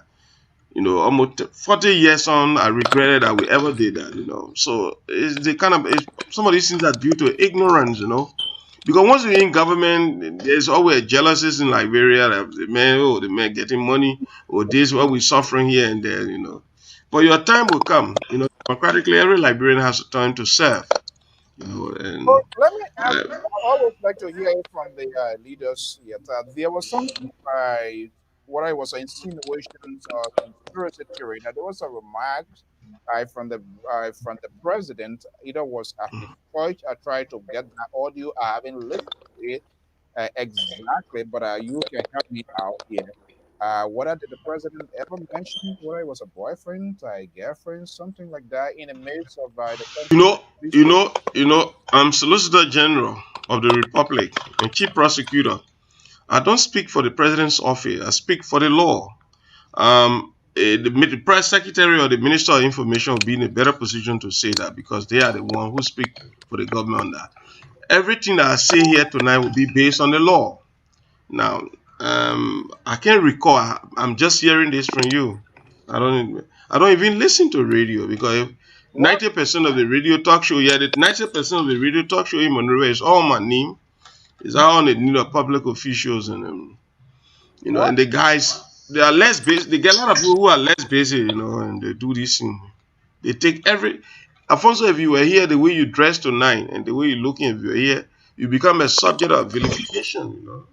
People vilify you. And I've even envied Professor Zawlo. Professor Zawlo, I have a personal problem with having professors abroad when the University of Liberia need our people. And they need such quality of professor, of such a training, to come. The last time my friend Kalabo Gonglo was boasting how he was teaching at the and that guy know with him. I said, Kalabo, join in Monrovia because those kids that you teaching, they will not know you. If you teach Yeah, in but Liberia, they will know you for a very long time. Counselor, the flip side of it, and the professor has been willing here, and that's 100% this guy has been articulated the message of the government. These are people, some of us say, well, they be there, they're going to get things straightened. We don't know why. But yeah, we have auditors, mysteriously, we do not know the circumstances surrounding their death. So, besides the professor, there are other tons of Liberians who are willing to go, but these are not good things for the country, and we can't get definitive answer as to why, who did why, and who should be held responsible. So how can anyone feel free to say they're going to march into Zion and say they want to go help their country? These are the apprehension that people have. When So, from my understanding, is that you believe that people who are well trained and educated, at Professor Zawlo are targeted. Is that what you're saying? I'm not saying that, but these are people that what I'm saying, our president has called on people to help, and so there are other people here like Zawlot and others in different professions that will want to go. But yeah, we have professional people who were in the midst of doing certain things for their country, and out of a sudden this sort of thing busts and happens like this. Don't you think that's a red Yeah, flag for Alfonso, our path to democracy and the rule of law have been full of thorns and bristles. There have been challenges along the path. But what we have done as a nation, as a people, is that we developed a collective resolve to march forward, with or without this problem. Everywhere in the world there's problem. Everywhere in the world there's these kind of mysterious deaths, do occur. All we need as a nation, as a people, also the courage to work together and be able to develop the kind of quality intelligence that is needed to be able to track down if these deaths are caused by individual, so that they are arrested and handed over to the Solicitor General of this republic, and he prosecutes them to serve as a form of deterrence. That's the kind of society we want to build for so ourselves, our would just children, our children's children. Counselor would just to be served today for the demise of these people. What we know is the process is there active investigation ongoing, and then people of interest, and how far this thing has gone. Well, I don't know. Circumstances like they clearly would demand, will certainly demand an active investigation. I don't think it requires passive investigation. I don't think we have a police force that engages in passive investigation. Yes, there's an active investigation How far has it gone? ongoing. Well, again, I told you before we started, I laid down the layers of this of the processes before the investigation report come to the office of the Solicitor General. Um, so, there were this thing. In fact, I thought you would have asked a question about the autopsy report. I I'm think coming that there to, was some I'm autopsy coming to report. that. No, don't worry. Yeah, I'm coming to that. yeah, We are yeah, this was yeah, a yeah, yeah. Very soon the report will be made public. The Liberian people need to know the report, so the report will be able to establish the cause of death. very soon is relative. How soon? Time, anytime line as far as your office is concerned. Very soon, maybe before the end of the month. End of the month. Okay. All right. So then let me just get to the point because I was trying to set the basis of this whole thing here. So these four auditors, can you confirm with us that the autopsy reports are surrounding the cause of their death, be it mysterious or whatever, is it in possession with the government of Liberia now?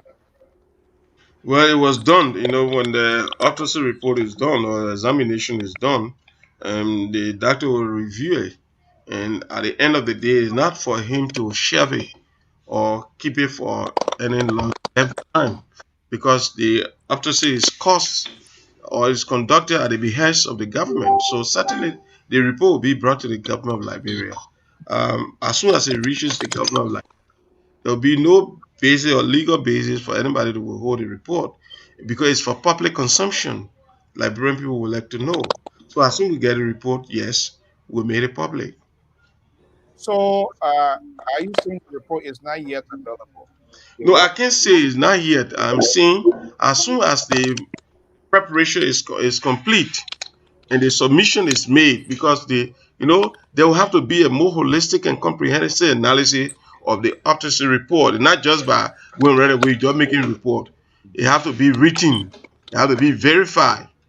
When it's written, verified, and certified, it then submitted to the Attorney General. The Attorney General will now inform the public. The submission level is done at the Attorney General level. Then, when it comes to the question of prosecution, it's at the Solicitor General level.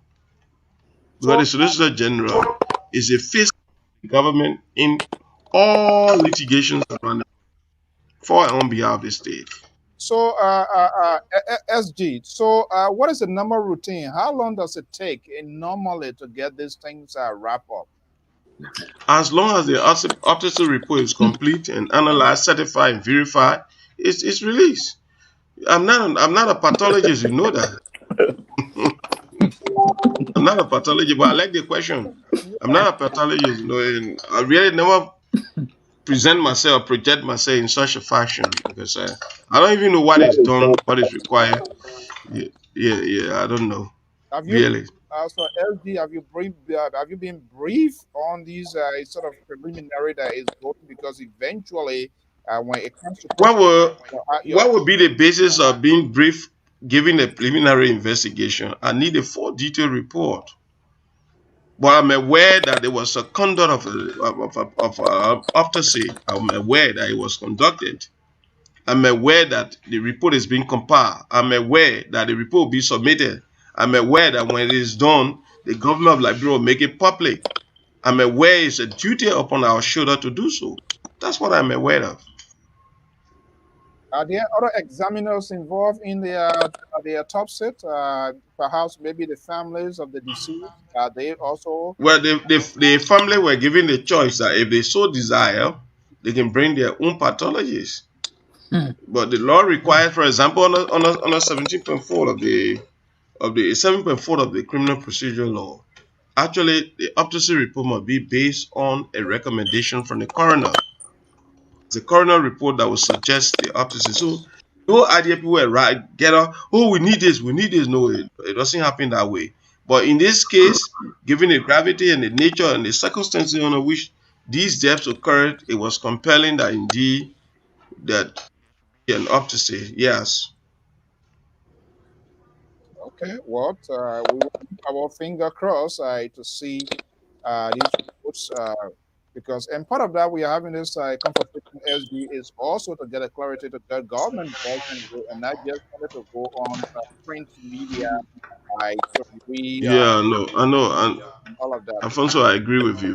I agree with you. Sometimes we hope, like the police is the one actively involved. I hope Director Carter probably through your head can prevail for us to have this conversation, because it's also good for the government when we have these sort of conversations and ask all of these questions. Pa George, you know exception to the question, Professor Zawo, you know exception here. I don't. I hope you're going to ask some firing question here as well, Professor. So yeah, but Alfonso, I thought by now you also asked a question regarding a penny referendum. You know, The I was pen, really prepared for this today. You I'm know, telling penny you, referendum. pending George, GOF was the I'm really prepared today because the last time I was in the state and they say, oh, a man ran away here. They really want to see. You know, I just let keep emotions out of it. I'm prepared for this. Okay, so then let's go to your area of expertise. The issue with former Associate Justice Kabina Okay. Kabina Jane. Okay, Yeah. so let me ask Yes. questions. Was there any case, and if there was a case, was there any representation by the government of Liberia to that of ECOWAS and Kabina Jane?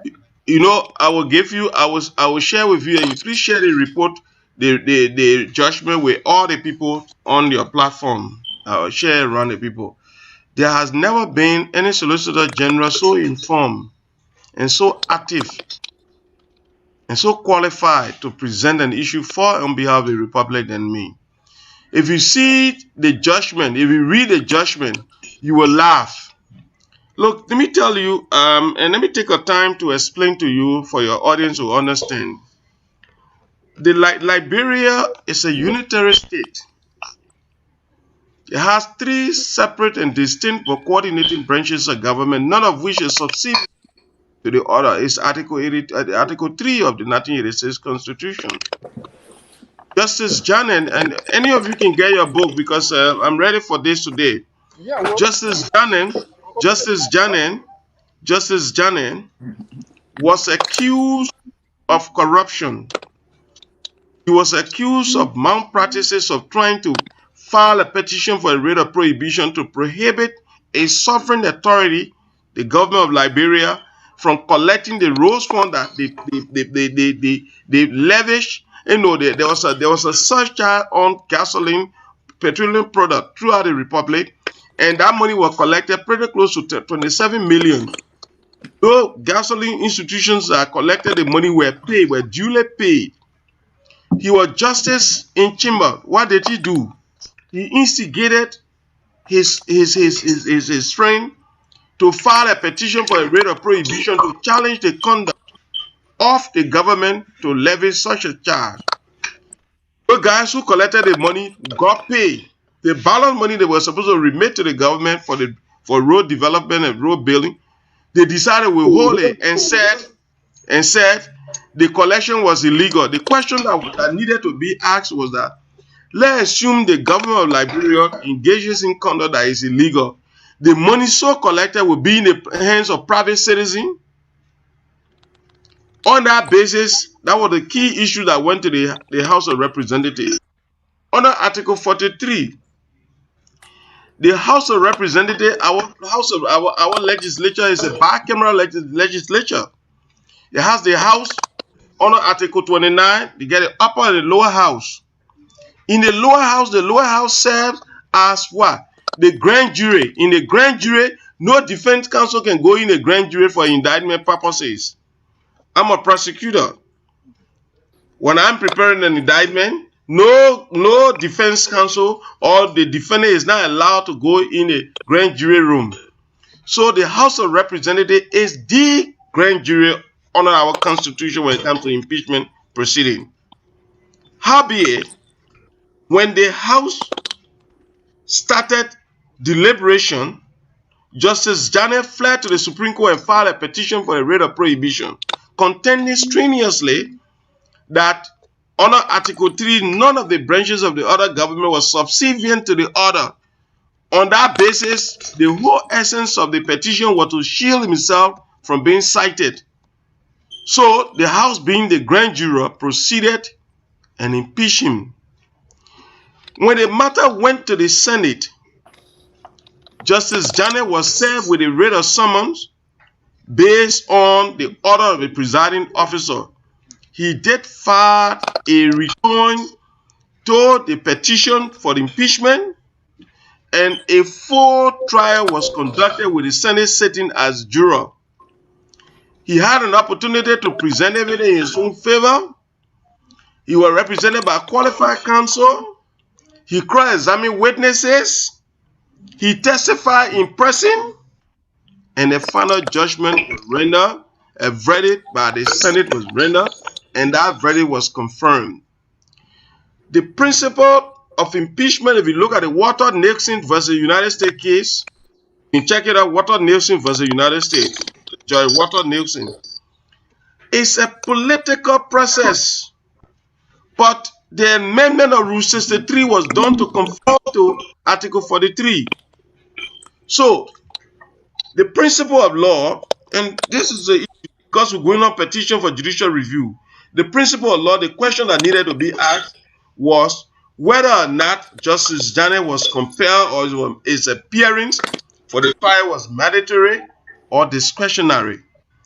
If it was discretionary and he appeared and testified and presented witnesses and they rule against him, he cannot challenge the decision because to do so would mean that he want to benefit from his own wrong. That is called repudiation in law. What did he do? He fled to the ECOWAS court and filed an application contending human rights violation. We filed to the ECOWAS court 162 arguments. Okay, let me ask before you proceed, go for a counsel. I just want to give you a summary, then you can come with your question. He filed to the ECOWAS court an application contending that his human rights were violated. We filed a return to the application contending strenuously that the matter was political because under the administration on our jurisprudence, when the matter is pending before the Senate or when the Senate takes a decision, it's not a question for the court to review, especially impeachment is a political trial. We went on and raised all of the issues, even including opinion that Justice Janet himself delivered that the ECOWAS court has no jurisdiction. He also delivered an opinion when in the FRDC case. The next opinion, when the court ruled in favor of Nesedo, he said Nesedo will not get a rare kappa. All these things were presented and we showed the court that this is a political process. The men were given a due process. He appeared, he testified. Here the court ruling. I will send you a ruling, share with your people. You'll analyze it, you'll get back to me. And everybody will praise me for that. Hear what the court says. In paragraph 77, of the ruling, the court said the entire thing was political. Yet, it says the father, Janet, said his right was violated. It therefore has jurisdiction. Oh, our contention is that if you agree with all that this is a political trial, there is not a justiciable matter because it falls under the political doctrine question. The court said, and my first time hearing this, the court said, when it comes to determining jurisdiction, it is not from the perspective of the challenge from the defense. In their case, usually they call it defense. In our case, we call it defendant. It says it's not from the challenge of the defense, but it's rather from the what? The application and the statement of the applicant. So the applicant said, look, my right was violated. The court said we have jurisdiction. But the court didn't stop there. The ruling is so bad in paragraph 94 and 95, the court said it has no authority under the ECOWAS Treaty to interpret domestic laws, and cited a case, and you can go on a website, you can Google it, Kadiatu Bangura versus Republic of Sierra Leone. Kadiatu Bangura versus Republic of Sierra Leone. She was head of the Sierra Leone Airline Authority, and she was accused that the authority inherited equipment, other machinery. Those machinery were stolen.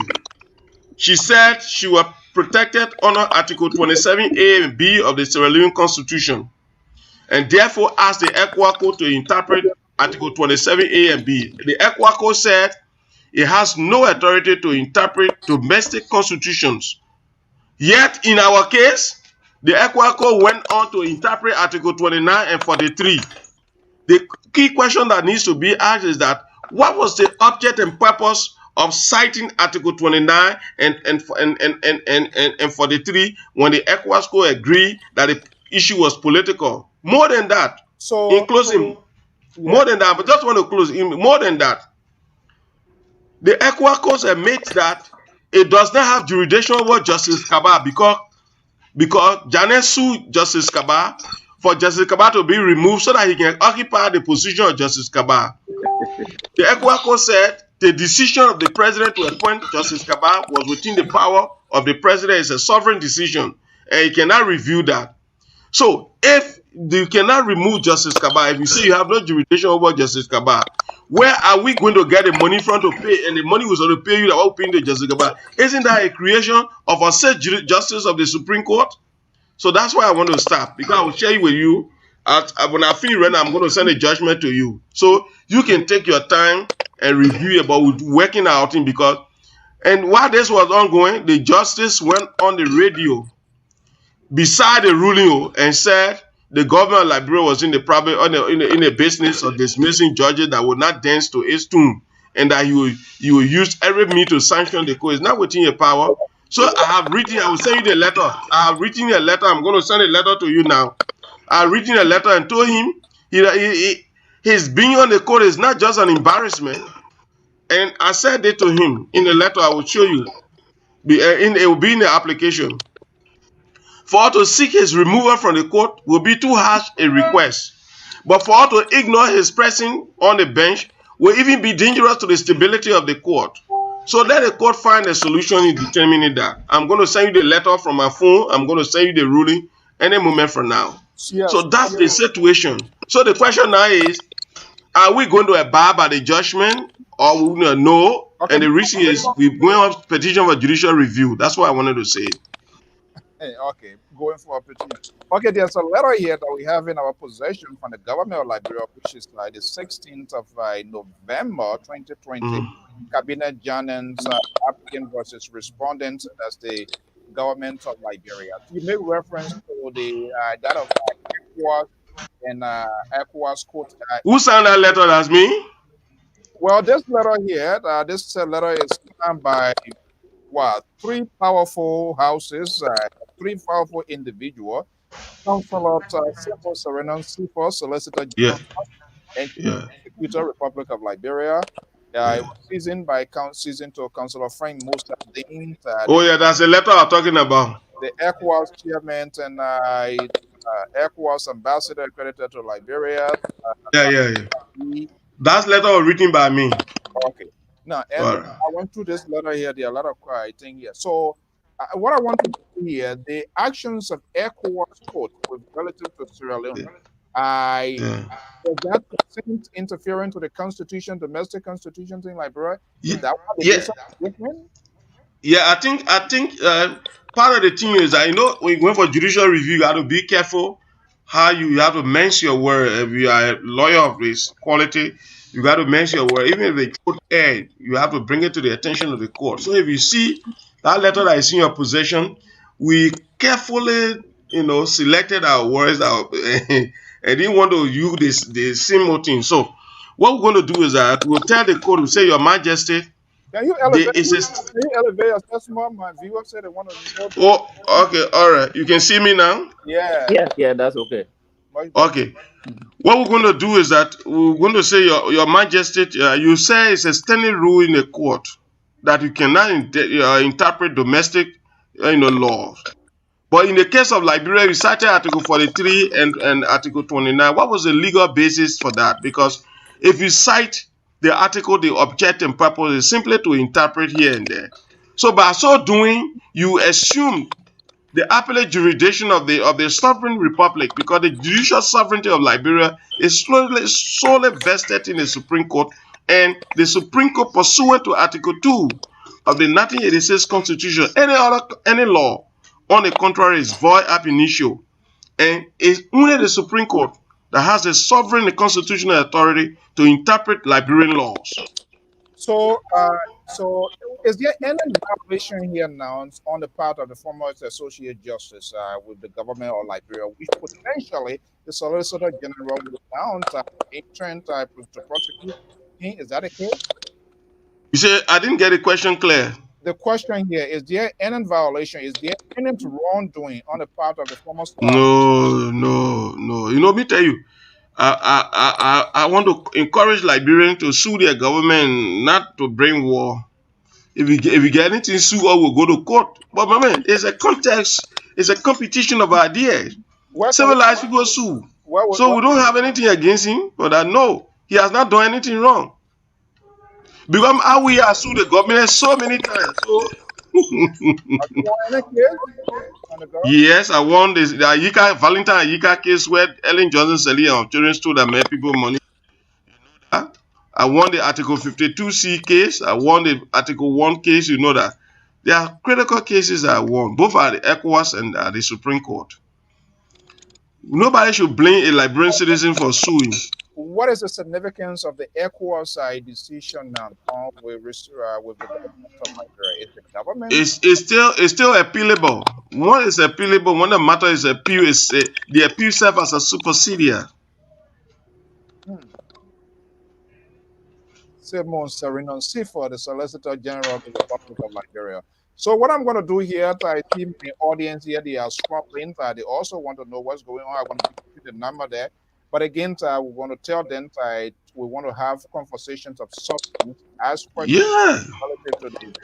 Yeah, let's leave the personal attack. Let's ask questions. I don't want pre-George thing here, because that's one of the reasons our officials can run away, because sometimes people eyes and tell them crazy things. So when everybody no, I will not run away. I used to it before. The people. Yeah, somebody, Alfonso, somebody on the radio yesterday say that's a real for way too left for I'm playing to laugh.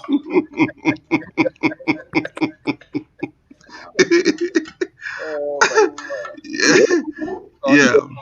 I even put a number on now. The call coming. Yeah, but let's take the call. Yeah, I'm taking the call right now.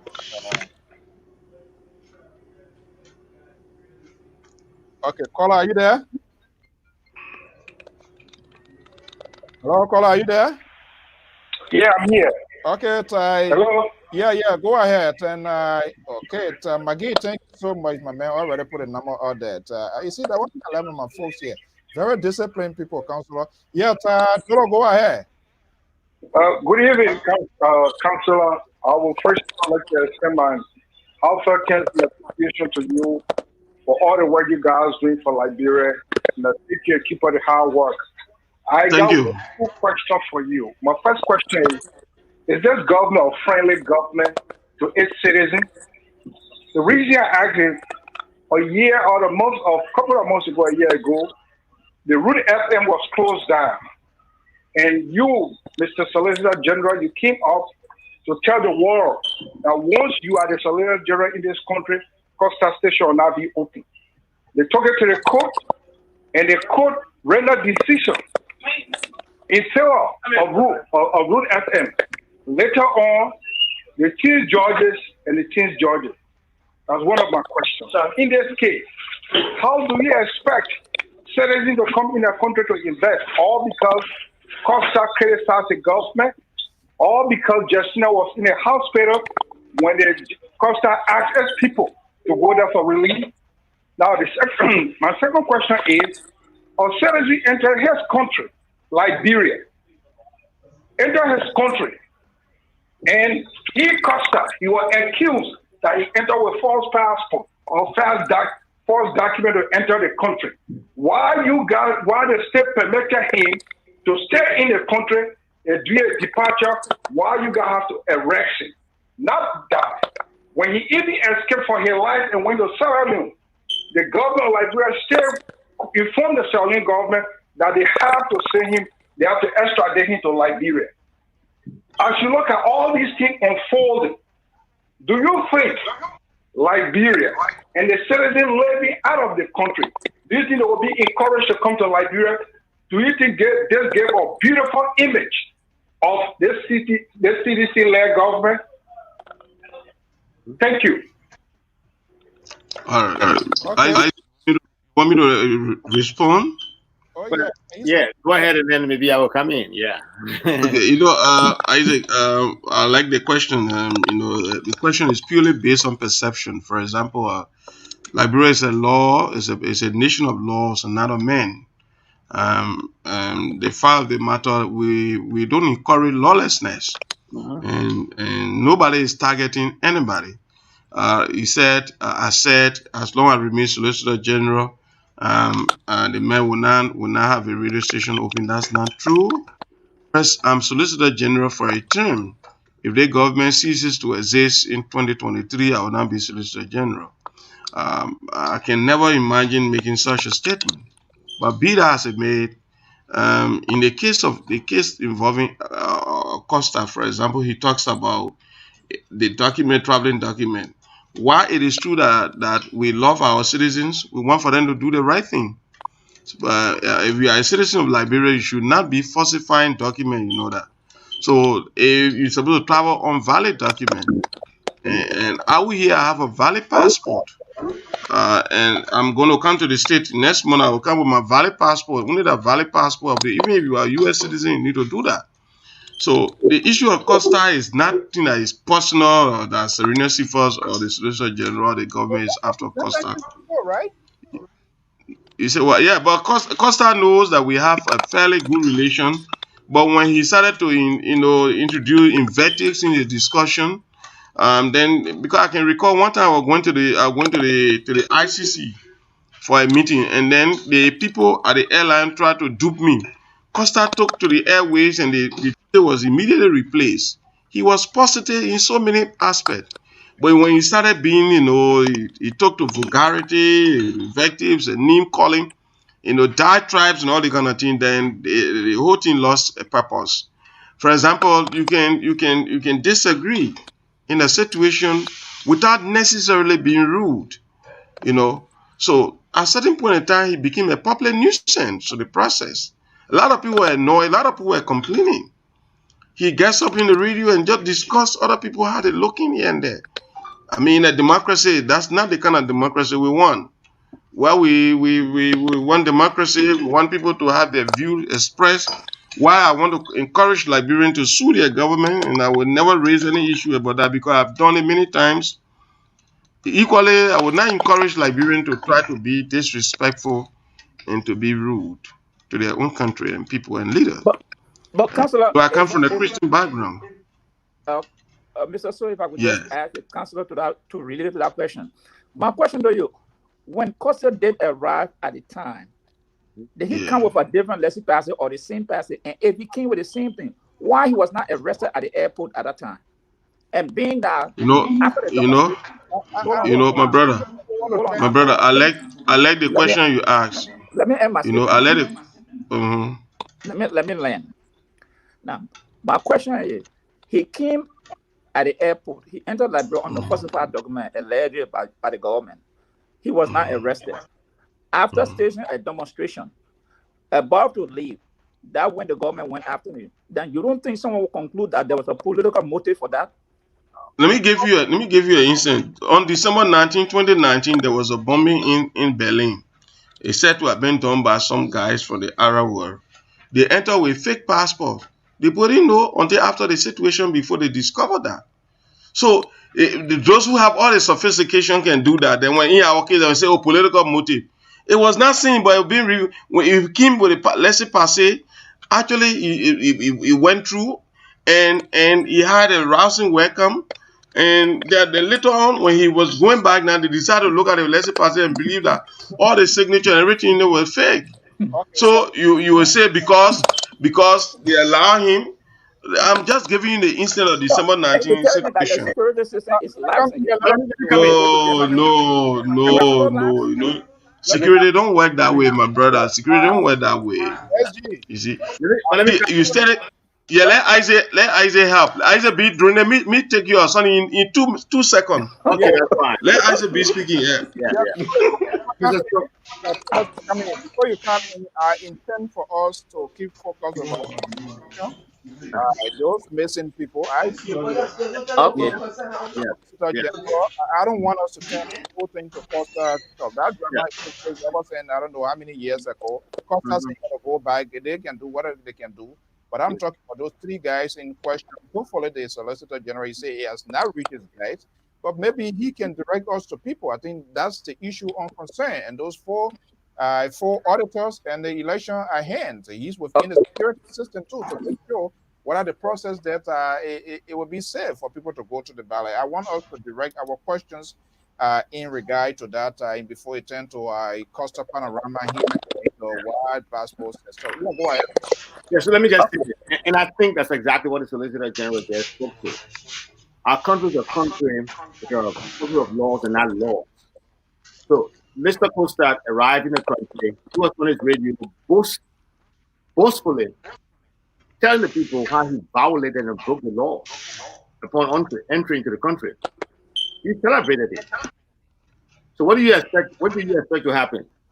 To have him come admit it that he violated the law and then allow him to leave the country without asking him questions about the legitimacy of his passport? That's one. Two, you talk about why did they have to wait for him to get at the airport to maybe ask him those questions? What other place could you have wanted it to happen? What's the best thing that possible could happen? So those are things I'll take into consideration. Look, if we begin to pass judgment, because we begin to, and Mr. George, it was very interesting. When you started your statement, when you came to the government of Liberia, you said alleged. I've never heard you use that word when it comes to accusation against the government of Liberia. You've never said Okay, alleged. thank you. You are Well, you see, you're always putting absolute terms when it comes to allegations against the government of Liberia. You have spoken as if they were facts, but now when it comes to the government, you say the government allegedly claimed. So let's be very careful. So again, I think the bottom line is that the actions of the government of Liberia relative to Mr. Costa really demonstrate that Liberia is a safe place to be, that we're a country of law, and that when you violate the law, you will be dealt with. I think we should be proud of a government that is doing that. So I want to applaud the Solicitor General and the other folks down there who took those actions necessary, because this man admitted it. He incriminated himself. So what do you expect us to do? Sit down and let him go? I'm not going there because the host said that he wanted to follow certain topics. So I'm not going there again. Councilor SD, what I want us to do, I want to turn this whole thing into custom. That is not for you people, whatever you want to do. First of all, I don't like to break laws for anybody who allegedly break law. That issue itself, because I don't like that. So I want us to focus here, even though you can address some of these things here, but there are some things that we can still get out of you in terms of the judicial process. Yeah, Alfonso. Yeah, Alfonso, I have set up a studio. I think next week, I think we should do this so often because I set up a whole studio. Because when I went to the States, you got behind me. I didn't want to do it, so I came by and built a studio. Then the next time you appear, you'll be on big stream, and you and I will be talking. I will see. My office is open. In fact, tomorrow, for the first time, the Minister of Justice, Attorney General, and I, and the Minister of State will attend official press briefing, and I wish you have an opportunity. Maybe in the evening we can still chat again if you have the time, because that will be the very first time. That will be the very first time the Minister of Justice and I will be appearing at a press briefing. I'll call your boss. Before you, I will have your boss here as well, because I spoke with him briefly. I was long ahead of this thing here, what I wanted to talk to him in terms of the security ahead of this. Yeah. He said, okay, well, until we can hear from the Supreme Court, now the Supreme Court has lifted the ban. We want to know that how the process is going to play out. What are some of the preparations in the making amidst these sort of summary disappearance, armed robberies on the rise? What is the Justice Ministry doing? The police is honoring your arm. These are serious concerns. People living in fear. People don't sleep. All right. So these are things, and I know it happened all over the world. That's why you're coming to now. I'm concerned. It's over the top. So what is the police or what is the Ministry of Justice? You are part and parcel of the Ministry of Justice, correct? Yeah. Yeah. Are this information coming to you guys? You're talking about issue of armed robbery, issue of the depths we've been. I thought we discussed that in depth, and I told you the procedure, the layering processes involved. Sort of layer You know. process, SB. You hear of us now? Where will we get this other undo this other layer again? We hear these people that But tomorrow I'll be at the press conference when the Minister of State speaks, and then the Minister of Justice, and they will pass the platform to me. You know, these are things that I do so often. Yes, I'm not going to be at the Charles Bay or there. I will link you up tomorrow. I will link you up tomorrow. If you want it in the evening, we can talk. But listen to the Alfonso.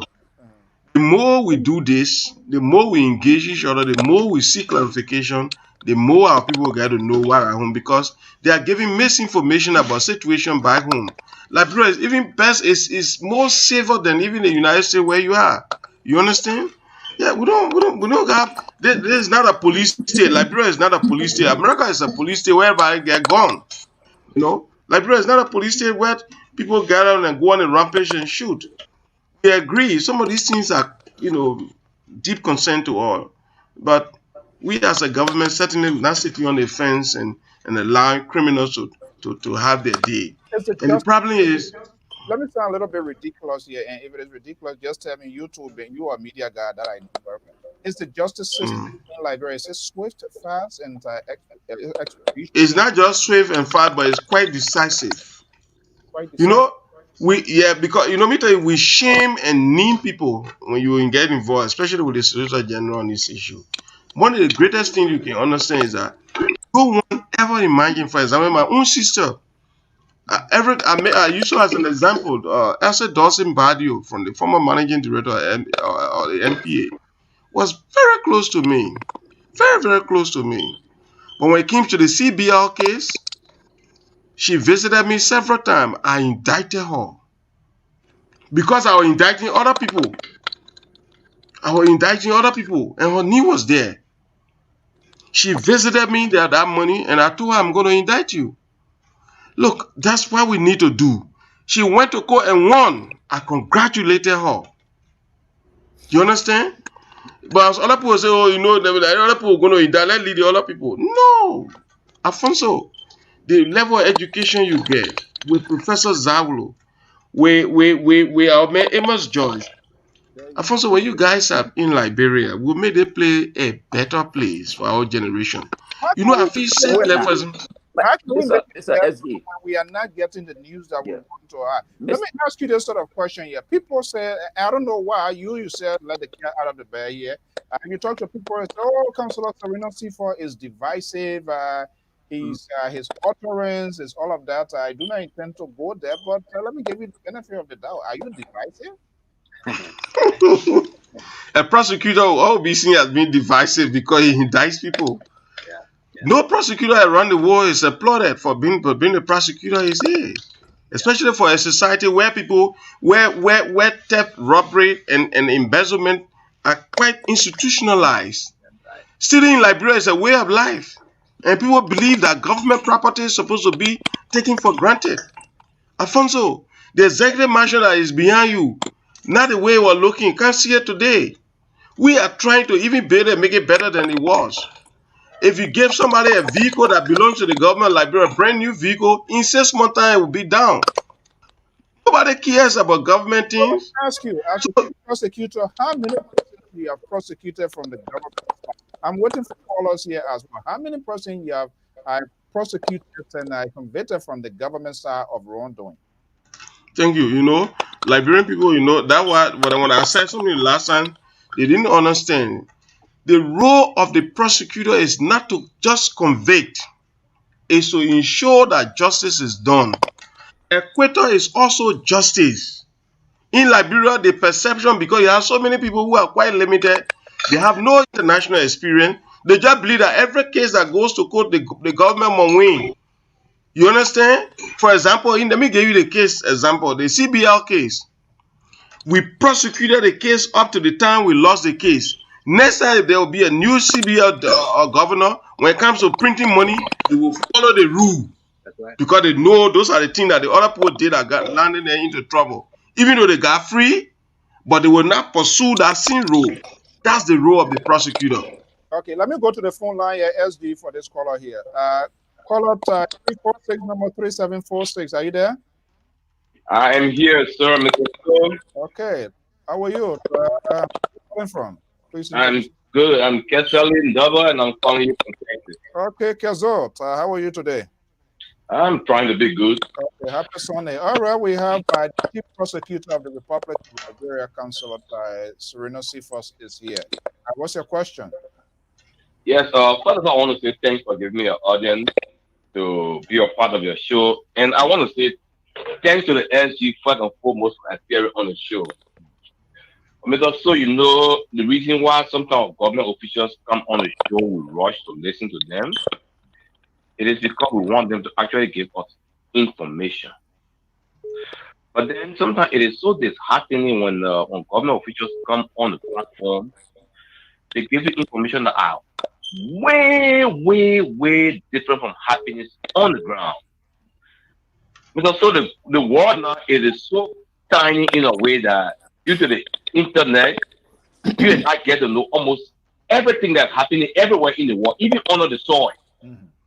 So for a government official to come on platforms like this, where you and I are seeing what's happening back home on a daily basis, to come and be misleading the people is actually bad for us. Those are some of the reasons why someone want to come on the platform.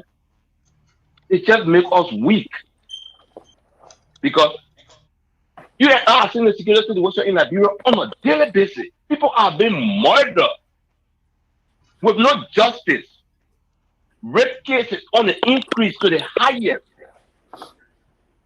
I mean, you see what things going on. People are getting missing every day. So, Kazo, Yeah. do this here. Let's hit the nail on the head. As the Mm. man is here now, we now get discussing among ourselves, putting against the wall. And he's a friendly, media friendly guy. That's one Yeah, of my the man. things. Go Anytime you call ahead. him, he's Yeah, always available. I What's the agree. That I respect it. That I respect it Yeah, for. I wish most of Okay, our there was a officials can time. do Let me that. go to my question. He Yeah. appeared on one of the show. I think it was a show one time when we were discussing the central bank issue. Right. The solicitor general, she was on the record for telling us that no matter what, no people stole the money and they must be prosecuted. They will be booked. I asked him, Mr. SG, are you sure? In fact, and I, even when I log on here, when he said he started comparing us in America to plantation workers, I got angry. He I told you never to use that word unless you living in America. If he can remember, I told him that never to compare Liberians living in America to plantation workers. Fast forward, none of you have gone to court and the government lost the case. Can the SG actually tell what was the reason? Because he promised us that he was going to win that case at all costs. Can you tell us what led to him losing the case? That you are going to win the case. Okay, He well. said it that he was going to win that case at all costs and that we were going to get back our money. And how far has he gone in getting back some of our $4 billion that he promised he was going to get back to us? Okay. All right, good. I have a lot, but that's okay for now. Thank you very much. Okay, let me go back to the SG. SG. Yeah. SG. You know, yeah, nobody goes to war. Nobody goes to war. For example, I used to play football, and I recalled we were so overly confident based on our strength. We had the best midfield, we had the best striker, and we had everything. And we're confident. We said this game, we're going to beat this game, and we'll do this. We had a referee in the middle who was umpiring the game. I don't know what really happened. The ball went in our 18-yard bar. I don't know. One of our friends tried to clear the ball and scored a own goal. That was in the 3rd minute of the game. We played the entire 87 minutes. We could not redeem. But we left. We felt that was a fairly good game. You understand? And even though our player was fouled in the process of scoring a own goal, the referee said the referee didn't see it the other way around. Now, using that analogy, let me bring it to the court. We brought our evidence, compelling evidence to the judge. The judge at the end of the day said, I'm unconvinced. However, what he did, I think, is administrative. But in my opinion, as a judge hearing this matter, we were done. We said, wow, but that's the opinion of the court. And we are responsible lawyers, responsible government must obey the court. Now, on the issue of the $4.6 billion that was, he knows that Arthur Johnson resigned. Yeah. I have a long-distance caller here. You've been calling here, I believe, from Europe. Okay, go ahead. Then you respond to that. Okay, caller from Europe, are you there? Or Asia? Are you there, caller? Good morning. Am I live? Yeah. Yeah, you're live. Oh, thank you very much. I'm William Bagbai calling from Australia. Australia. Okay, thank you for being patient. Go ahead. Thank you very much. Let me say thank you to the SG for his time taking, and he has set it up. But I have a few doubt or questions for the SG. Okay, go ahead. He talked about, he talked about the coastal issue. My question is, we Liberian citizens, are we by law allowed to enter in our country with document or without document? That's one. Number two, why the government waited for Costa at the airport before bringing out the, let's say, passe issue at the airport instead of going behind him, or if they didn't recognize they were fake, why waited at the airport before bringing out the issue? Two, there's a crime about the, let's say, passe issue. Warren, the crime post on Costa, talking about extra dancing or talking about, I don't know which are the crime, ever crime, does it warrant that crime? That's my question. So which crime now? Let's be specific now, because the way you not know it, I don't know how you're going to answer it. Because when let me help him. The government used the word extra Let me help him. Because of the letter passe issue, they want to extra that in. Okay. Alfonso. Let me speak for himself. Thank you. Yeah, so Alfonso. This brother is based in Australia. He's far away from us. So most time when the information is filtering, it gets so scanty to get to him, so he doesn't get all of the facts. So I'm under obligation by law and under the principle of the platform to be able to provide the direction he needs so that he understands the issue. Now, the question he said, whether a Liberian need paper to return to your own country. If you're traveling from other country, you need a paper to be traveling from other country here and there. And when you arrive at your airport, you have to show the paper that you be used in other country, right? So that question answers itself. The next question was what Professor Zaulu dealt with. That the man went to the airport, he boasted that he bulldozed the system, he himself. Who is the enemy? The enemy of Costa is his own mouth. His mouth is his own enemy. So when he said that, he said he broke the system, he beat the system here and there, he was going back, there was a need for concern. And then when we look at it, saw that. Now, the brother talk about extradition. In international law, I studied international criminal law, justice. For example, Sierra Leone, under international law, was under no obligation whatsoever, even though we have an extradition treaty with Sierra Leone to bring Costa back, because they will have to determine, whether or not the matter for which we said he was needed was justiciable. If it was justiciable in Sierra Leone, they had an option to try in Sierra Leone or to bring him back. They didn't bring him. But that is behind us. That is behind us. First and foremost, a Costa felt that he didn't do anything wrong. Why did he take to flight? He went under the cover of darkness. The Bible said the wicked flee even when no one is after them. Flight is not guilt, but it's a sign of guilt. If you read the 27 Liberian Law Report, 27 LLR Liberian Law Report, Allen Joseph was a republic. Putu Due, who took part in the murder of Mose Tue. The people were not even looking for him. He fled, he went to Sino. The Supreme Court said the fact that he surreptitiously went to Sino clearly shows that indeed he was part of it and he was mentioned into that. So flight is a sign of guilt. It's not guilt.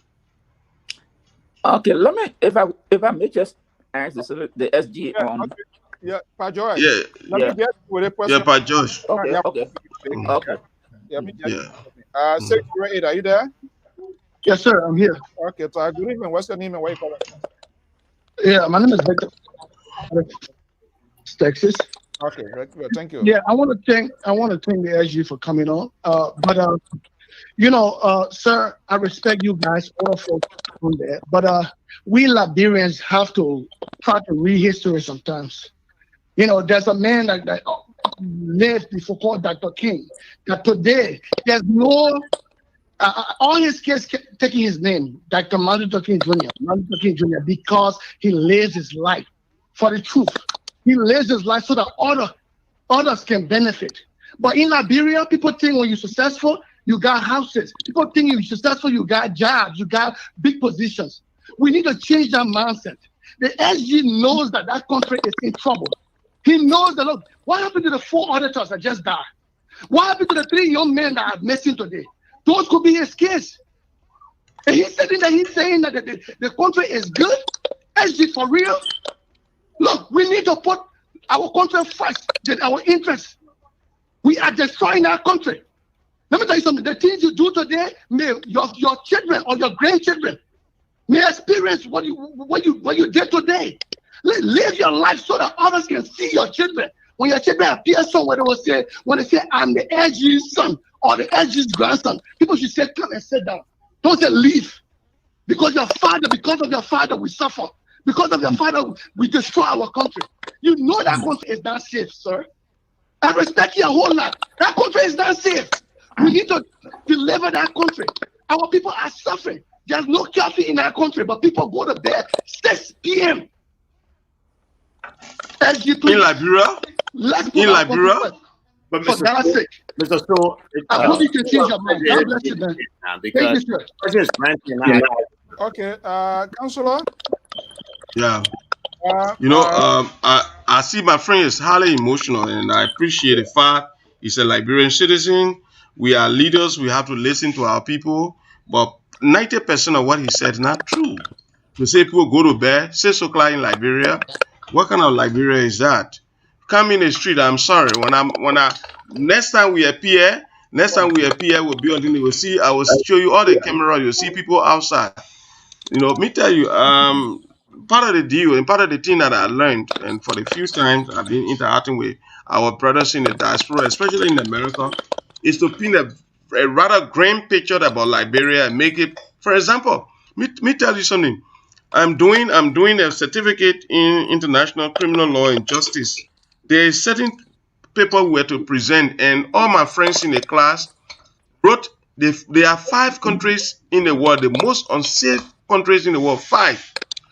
You know what? You know who wrote that? That report was sent by a Liberian. They equated Liberia to Iraq, Libya, Afghanistan, or Syria, or Iran. How can you do that? How can you do that? The way my brother presented the issue, this is the example. This is the exact procedure I do. Liberia is unsafe. The country need to be redeemed. Redeemed by whom? It has to be redeemed by Liberia. Just that when the war was coming, nothing here now we say the poor coming to redeem us. How can you redeem Liberia from Liberians? This country has to be governed by Liberians. The argument for the last 50 years has been there have been no indigenous person to rule Liberia, and the country will be dominated by American Liberia. We have killed people. We have replaced government. Today, somebody from the grassroots is there, and yet we keep repeating the same argument. So, SG, Councillor. Let me, Joy, here with me. Let me go to the here and get in here. Okay, caller, please make it brief. Just ask your question. Let me go to 602 number, and then from there 402 602 5881. What's your name and where you calling from? Thank you, Mr. So, this is Steve Bowling from Phoenix, Arizona. Hey, yeah. How are you? Yeah, thank you so much. I'm well, thank you.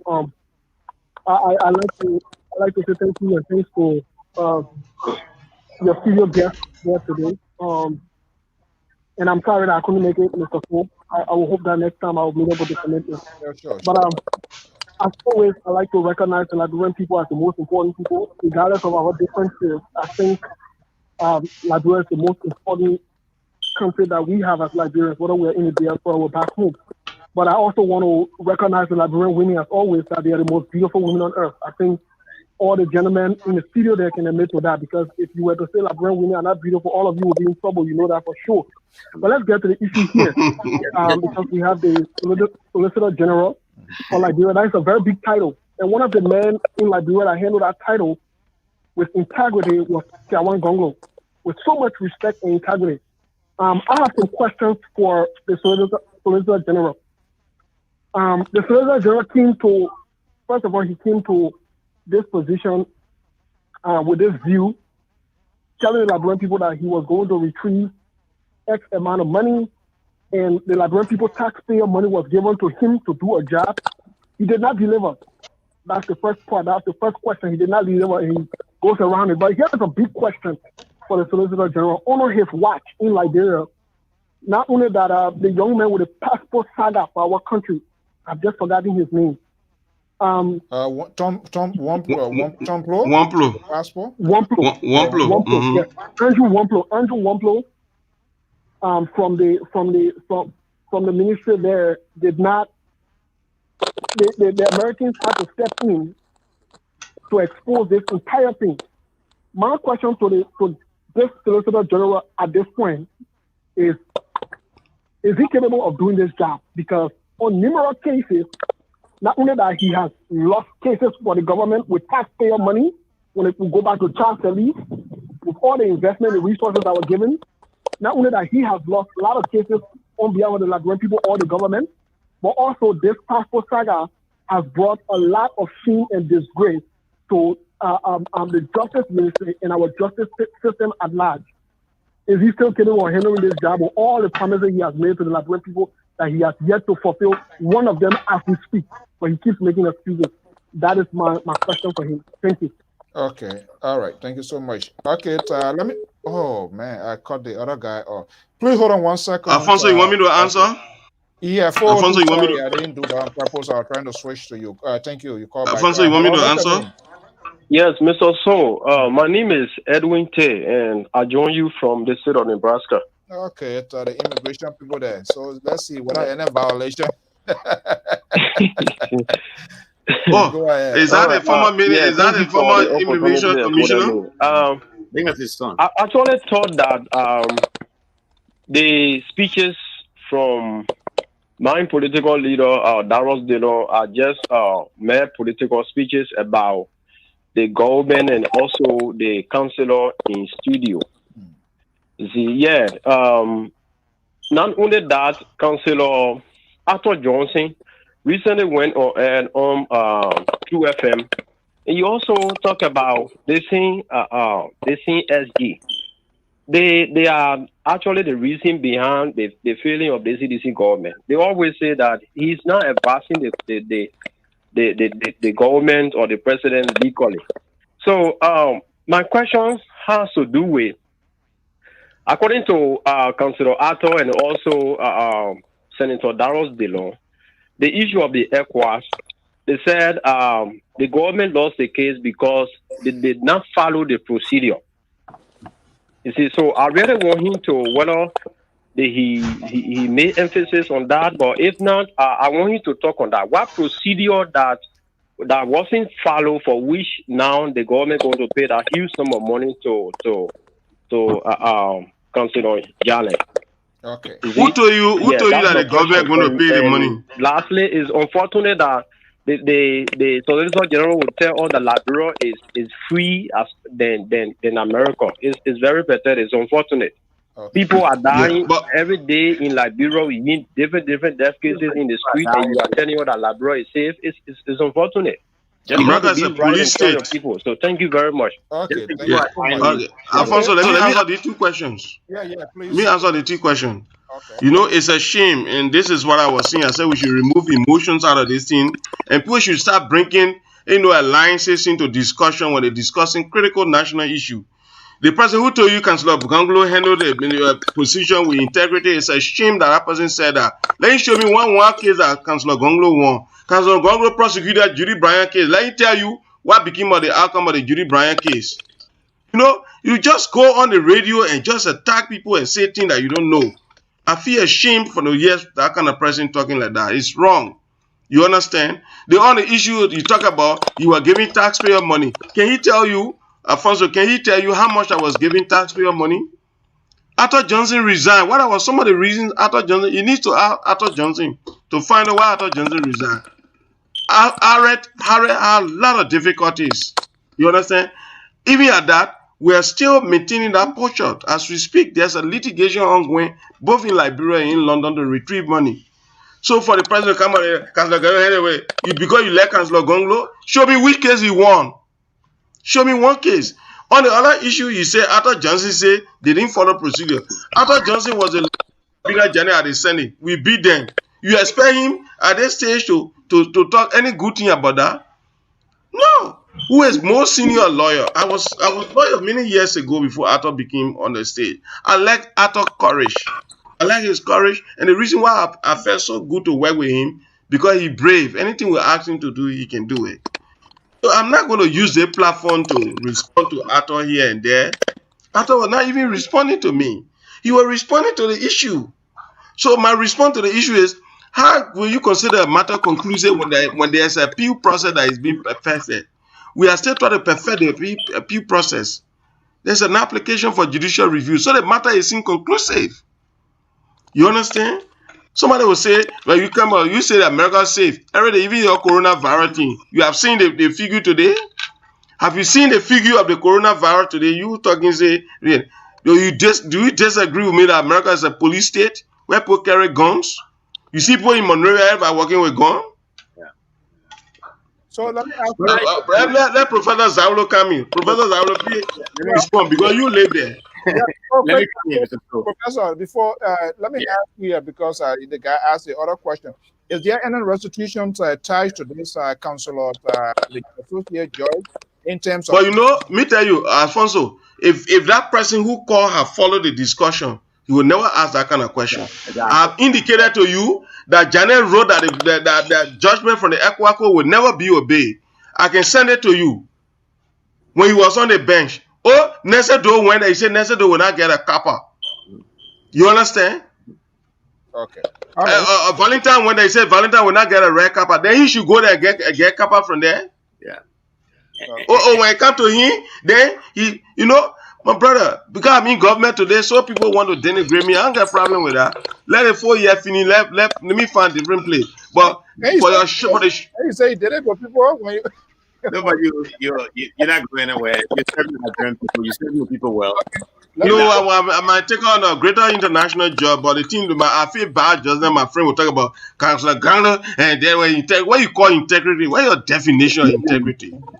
The man couldn't even win a single case. The Judy Bryant case, where all the president was involved in the prosecution, going to the justice here and there, they lost the case.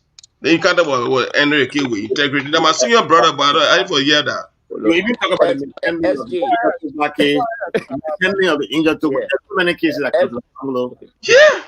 So many cases that Councillor Gangler handled. Yeah. In the injured tobacco, he refused to participate because he gave an opinion that they needed to advise, they needed to follow, but they refused. And I wrote that the manner and form in which the evidence was being gathered was wrong. And at the end of the day, the Supreme Court agreed with all. Look, he's a fine gentleman. It's my senior brother. When he was Solicitor General, I was his special assistant. Yeah. Today, I'm Solicitor General. You're not proud. You integrate. What is integrity? The way you're indicting people all over here and there. In my case, I'm not carrying on mass indictment. There's a conspiracy among certain group of Liberians here in the United States. Yeah, man. To paint a narrative of Liberia that is so negative simply because George Weah is president. And the bottom line is that, and they want to usurp the power of the Liberian voters. The people who have the rights to choose who their leaders should be are the Liberian people, and not those in the United States who make almost no contribution absolutely to that country. They have look, and I said it before on the show, we just repeated the Council of State. I repeatedly told them, Liberia is safer than the United States. The narrative that people are going to sleep at 10 o'clock is so false, it's so wrong and misleading. And we should disengage from supporting such ugly narrative of our country. Stop it. It's wrong and misleading. Are certain individuals in the country scared that will go to bed 10 o'clock? Yes, of course. Some do. But does that mean that Morocco is locked at 10 p.m.? Why? People are moving up their business even when 10 o'clock session. That's the time people are going to do business and do some other things. So it's so wrong and misleading. It's wrong and misleading. I wanted to talk about, I think it's Mr. Bole who comes here after raining a whole lot of insults on Councillor Cephas and myself on, in print. He comes back and tries to show about respect. The councillor indicated here, look, the idea of persecution is not necessary. I mean, it's important to win the case, but more important is show respect for the rule of law in the country. And you go to case, you present your arguments, you win, and sometimes you don't win.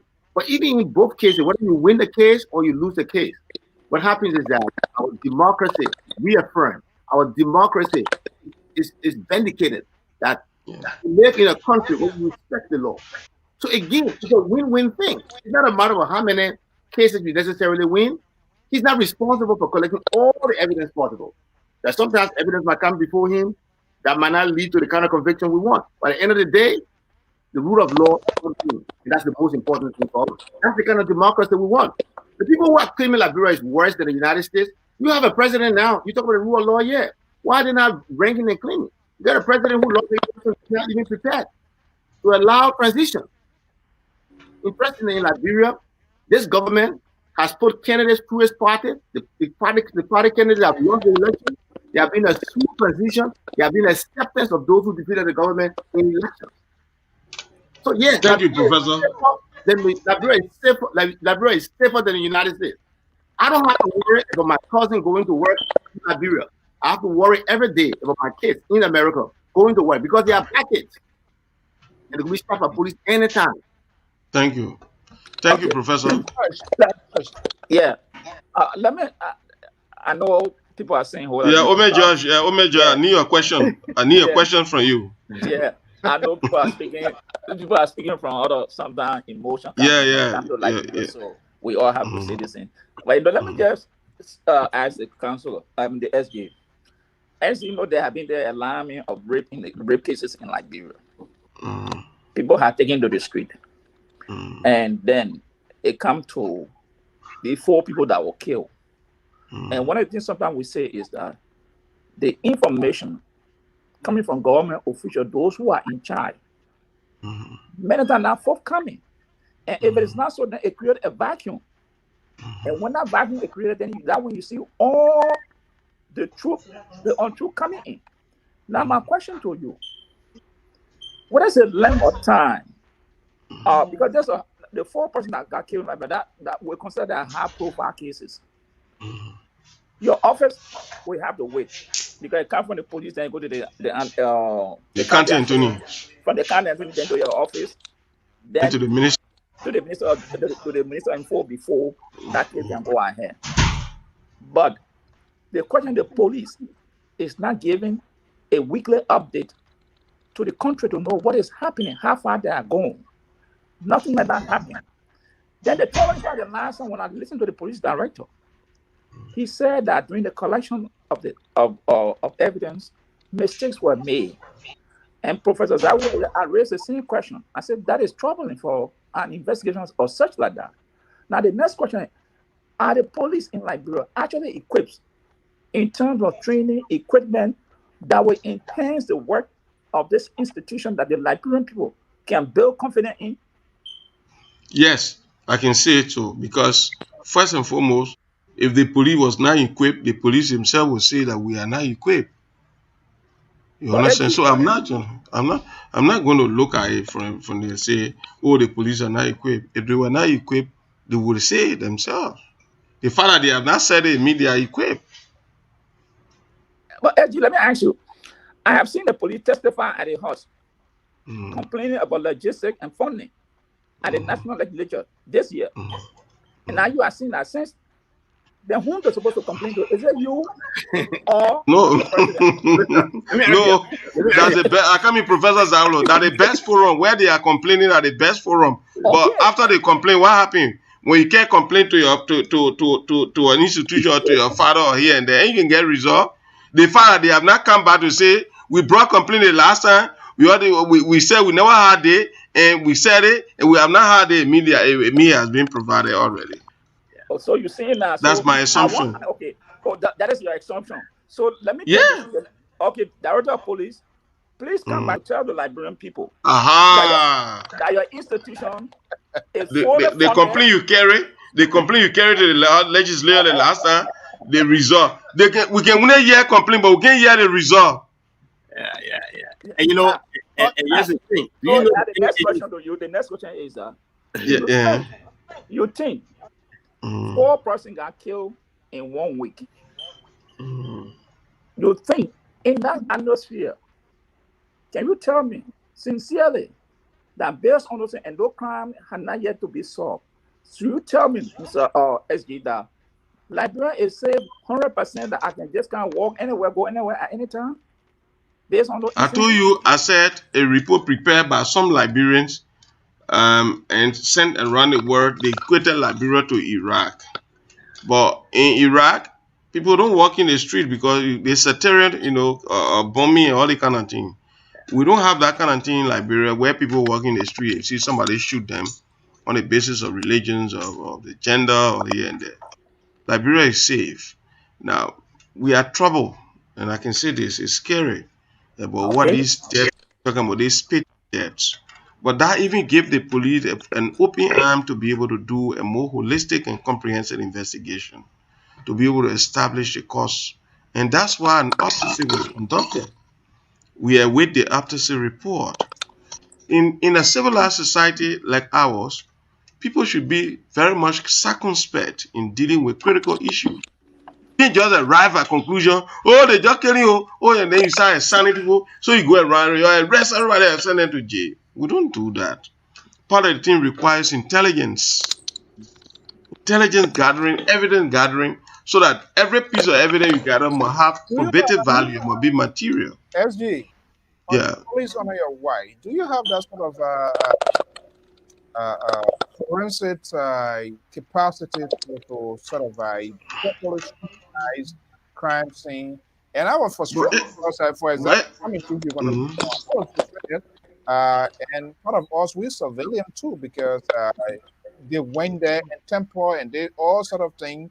Yeah, I think the civilian were the first. Yeah, they were the first to gain access to the crime scene. Yeah, and then Actually, yeah. First, it was, the thing was sudden. Driving the same vehicle that was involved in the crime scene here, so they too they even do that. So that comes to the question. To follow up with what you were asking, I was asking initially whether you need some sort of international assistance. It doesn't mean they're going to take over our country, but the ability, the technology that they have to determine, like when things happen here, police crime scene, they come around, they do their sweat, they do their DNA, and all of those things. So I don't think, do we have that capacity? I hear from you. Alfonso. We don't. Just give her the chance. Let her do what we're supposed to do. When the autopsy report is out, the DNA forensic analysis of crime scene, everything will be included in the report.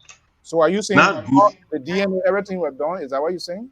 No, I'm not saying. I'm saying the investigation is being done, and I'm saying an autopsy was conducted. The report is yet to be made public. It will establish the cause of death, DNA analysis, all the kind of thing will be done, and being carried out. It is not good to preempt and jump at it. For example, the medical examination that the medical team that did that, they're still working on their report. If the report is complete and sent forward to all, you hear from all. And as indicated to you, I said tomorrow, my boss and myself for the first time will be on the same stage. Maybe if you're around, maybe we can have this another time. Look, Alfonso, we too are concerned. Right. But the manner informed, and you are a Liberian citizen, you should also be concerned. But to equate Liberia to America, which is a police state, in law, when they say police state, everybody in the country get gone. There's lawlessness. No. It's not in Liberia that way. AJ, hold on. There's a law in America. There's requirement for people holding gun, and professors I will know it. Just how there are laws in Liberia that people cannot carry arms, there are laws in America that not everybody, it is a right, but there are requirements. No, people can carry arms in Liberia. People can carry arms. Okay, hold on. The laws in America, the laws in various states has requirement. Not everybody. People who have a criminal offense, felony cannot carry guns. So it don't equip that everybody in America can carry weapon. But all the teenagers that have been shooting, going to school, killing people. Listen. And more than that, Ome George, listen to this. We have seen images, we have seen grim images of teenagers going to school campus, killing their friends. So where is the law? Okay, so let me ask you, Papa Joy, SG, because I wanted to read here, and not because I am a recent victim. My daughter, house, place, 5 men armed with dangerous weapons, cutlasses, benji, what you call it, or whatever things, and brandishing cutlasses, machetes.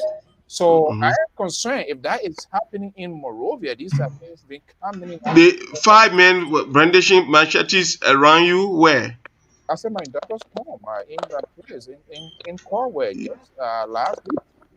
Last week? Yeah. Was there any altercation? Was there any altercation? No, I said the only good thing that didn't happen. They just pack their bags, whatever thing. I don't know. They left there before. They just day sweeping, and people are hungry, carrying oil, rice, and oil. I'm like, seriously? So they attack the people. They attack the people. The people who are flaunting with it, who are brandishing their machete. They attack people in Corway. No, I said the force they are in the house. It was a robbery. They saw Camry. Not just robbery. I'm saying because they carry out robbery to your daughter's house. Yeah. And I'm just at night. At 9. It happened 2:30. She reported it to the police. Why are you laughing? Why are you laughing? Why are you laughing? The incident or before the incident? Because the very give my number to your daughter. Yeah. Okay. And in the coming days, you'll see the result. Give your number to my number to your daughter. I don't joke. If I can't elaborate, that be easy between Thank you. Mr. So, I wanted to go ahead, Mr. Zawlo. Mr. So, I wanted to do one thing because I got to go. I'm sorry I have to leave. But I just wanted to come back to Pat George again. Mr. George. Yes, sir. So, I said it in the beginning and you just confirmed it again. You are very selective when it comes to making allegations against the government. Here you are talking about a crime was committed. There were 4 mysterious deaths. There's no evidence of a crime. Okay, I'm sorry. I said alleged. The crime was alleged. Allegedly. So yeah, and that's what I read that some people from the United States is sticking out to other people to create a negative impression of our country and infringe on our ability to attract the kind of investor we need to attract. Very careful when I'm making these kind of assertions because people are listening all over the world. There's no evidence yet of any crime. That's what I said. I'm sorry. This was allegedly. The other thing I wanted to talk about. Look at our friend from Australia. Because this platform is used to educate Liberians all around the world. Yeah. The guy from Australia, he was talking jealous when he came from the moon. I know. You know? And the last point I wanted to make, is let's stop making it appear that the crime scene involving the lady and the gentleman who was in the vehicle was the first crime scene that had been mishandled. We live in the United States. We know of many crime scenes that have been mishandled. Like the Solicitor General indicated, the thing was so abrupt. So these things happen. So let's not indict the police. No, the Inspector General was very clear. They are fighting, they are working, they are trying to get down to it because the Solicitor General said he's concerned. I'm concerned. Everyone has to be concerned. But we should be very quick. We should be very careful in passing judgment. Mr. SG, Mr. So, Mr. George, I gotta leave. I have some obligations. Yeah, okay. I'll be here next time again for us to debate the issue. Thank you very much, Mr. George. Thank you very much, my brother. Thank you, Professor Zawlo. Thank you. Thank you very much, Professor Zawlo. Thank you. Okay. All right. SG, I think it's better to have this sort of conversations and I think we. Country, there are challenges everywhere, but I think there is a need, and hopefully for those of you.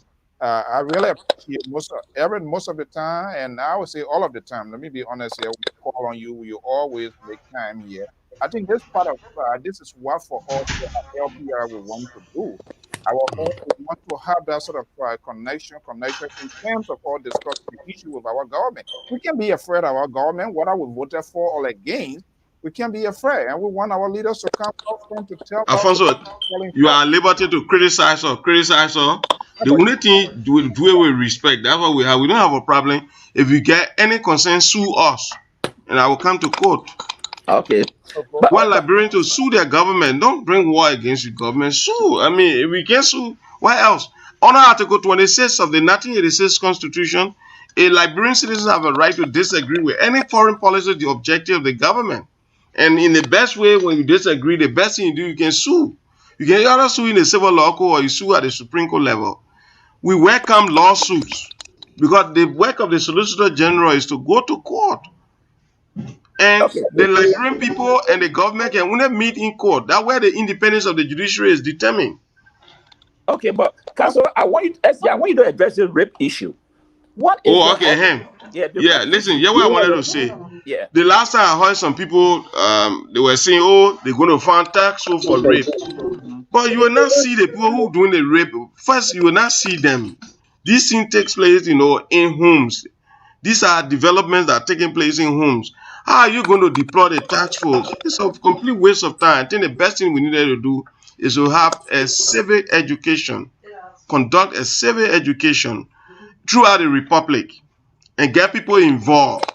The idea of seeing a little girl, somebody said that my wife, people should stop it. I think that the surest way to do it. It has a cultural background too, cultural and traditional learning. We have to engage this system. We have to be open and robust in our pursuit of this kind of policy. And rape, the Liberian law on rape is very strong. You understand? Equally so, we need to be very much cautious, because people are now using rape to slam and harm other people, to smear the character of other people. In Liberia, if a woman says they may rape me, no question, you're going straight to South Bijou. You'll be in South Bijou when they do the DNA, all that thing now.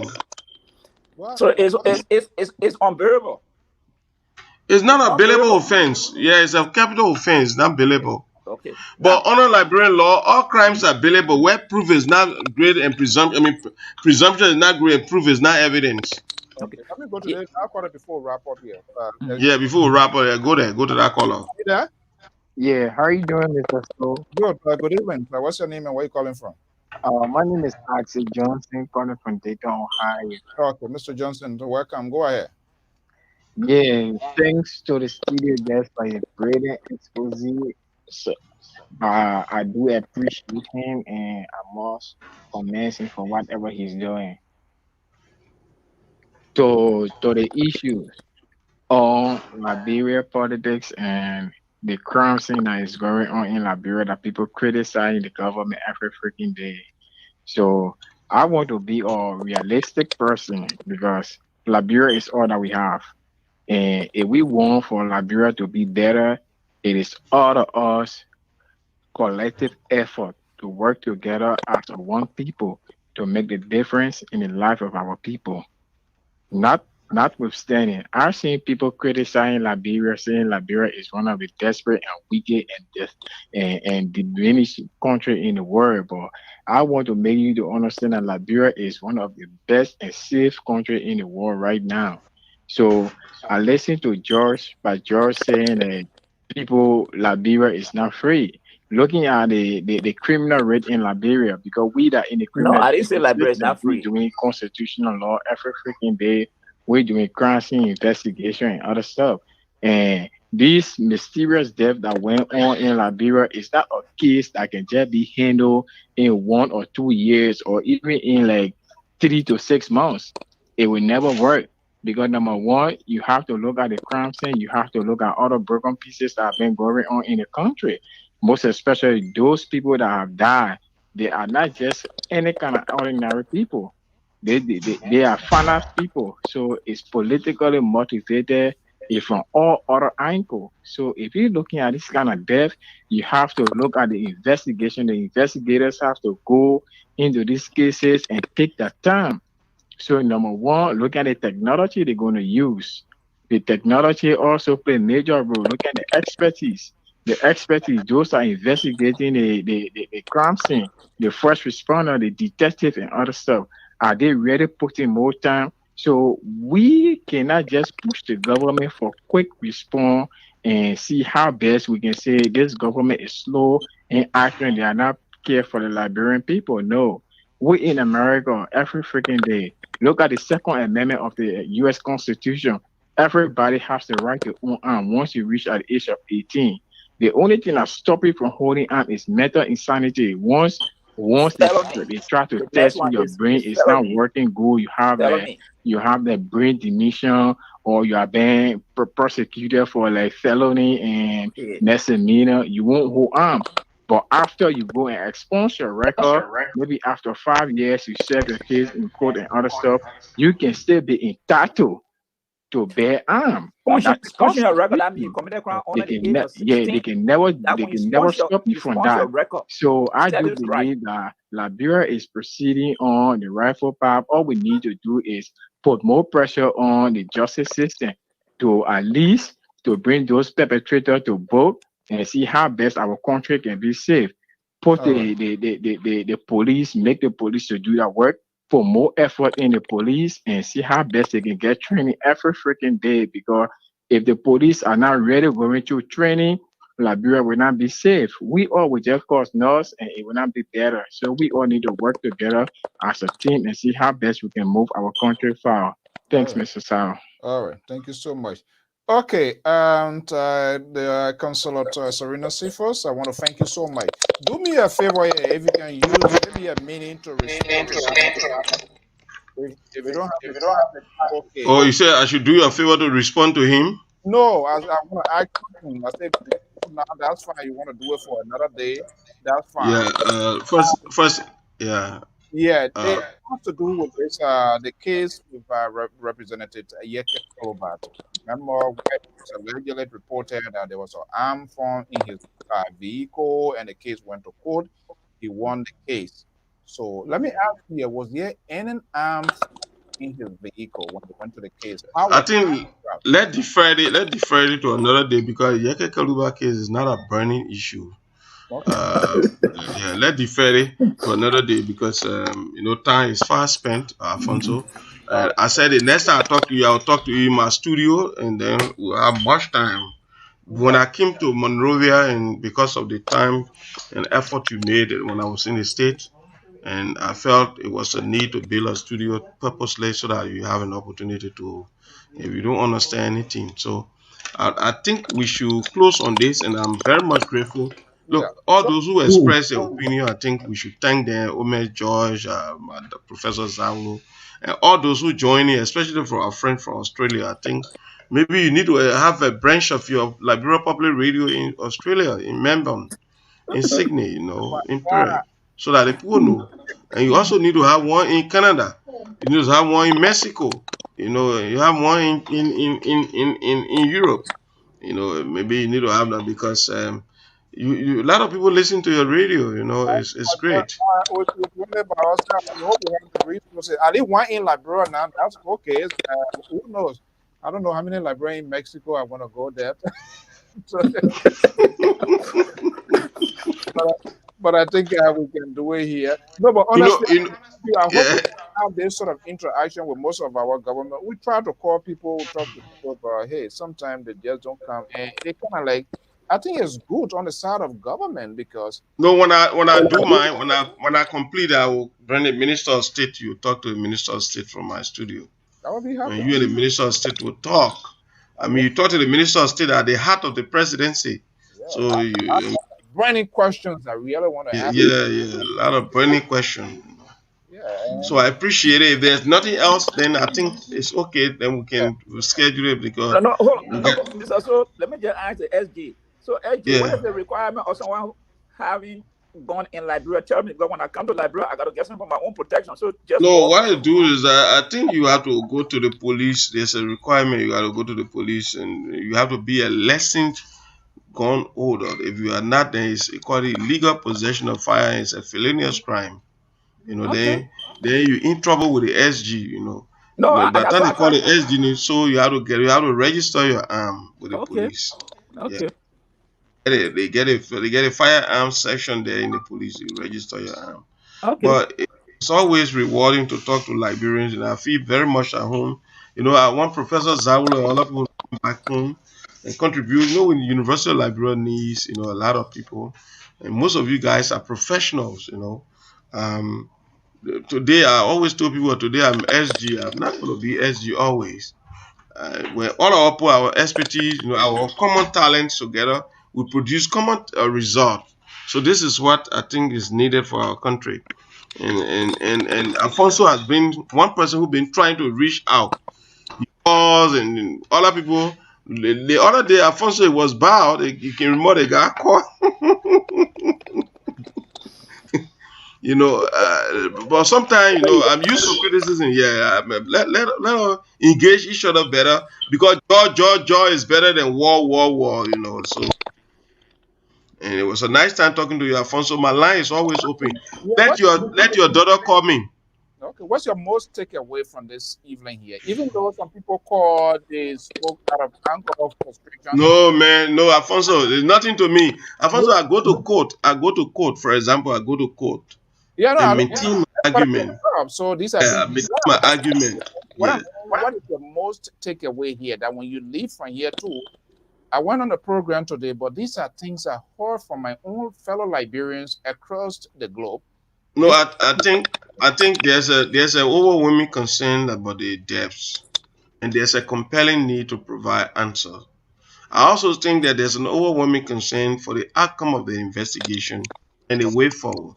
That's I what think Liberians have a compelling reason to be able to be conscious of those issues.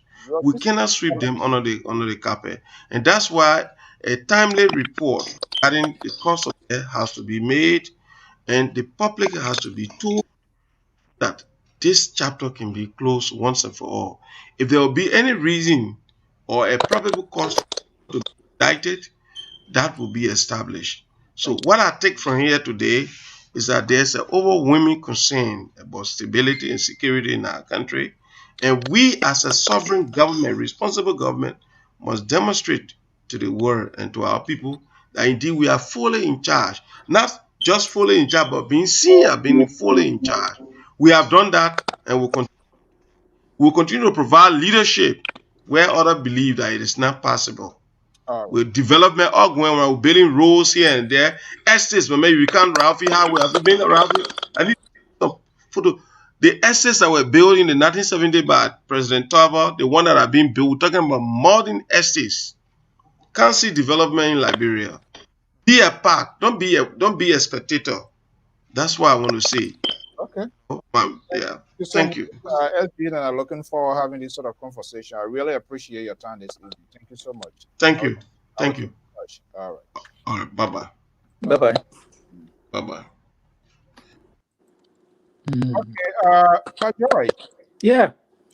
I think even the devil that is in the bush or in the forest or in the jungle, I can listen. And this is what we always say when we have this sort of civil conversation, we try to get whether even they're lying to all, they're saying the truth, they're not saying the truth, that one thing.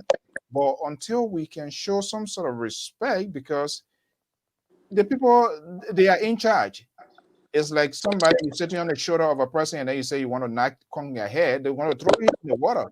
So we have to give them the doubt so as to get the other side of the story to listen to them, to hold them accountable. I think that's and I think he holds the cause that came in today, people saying security, people killing.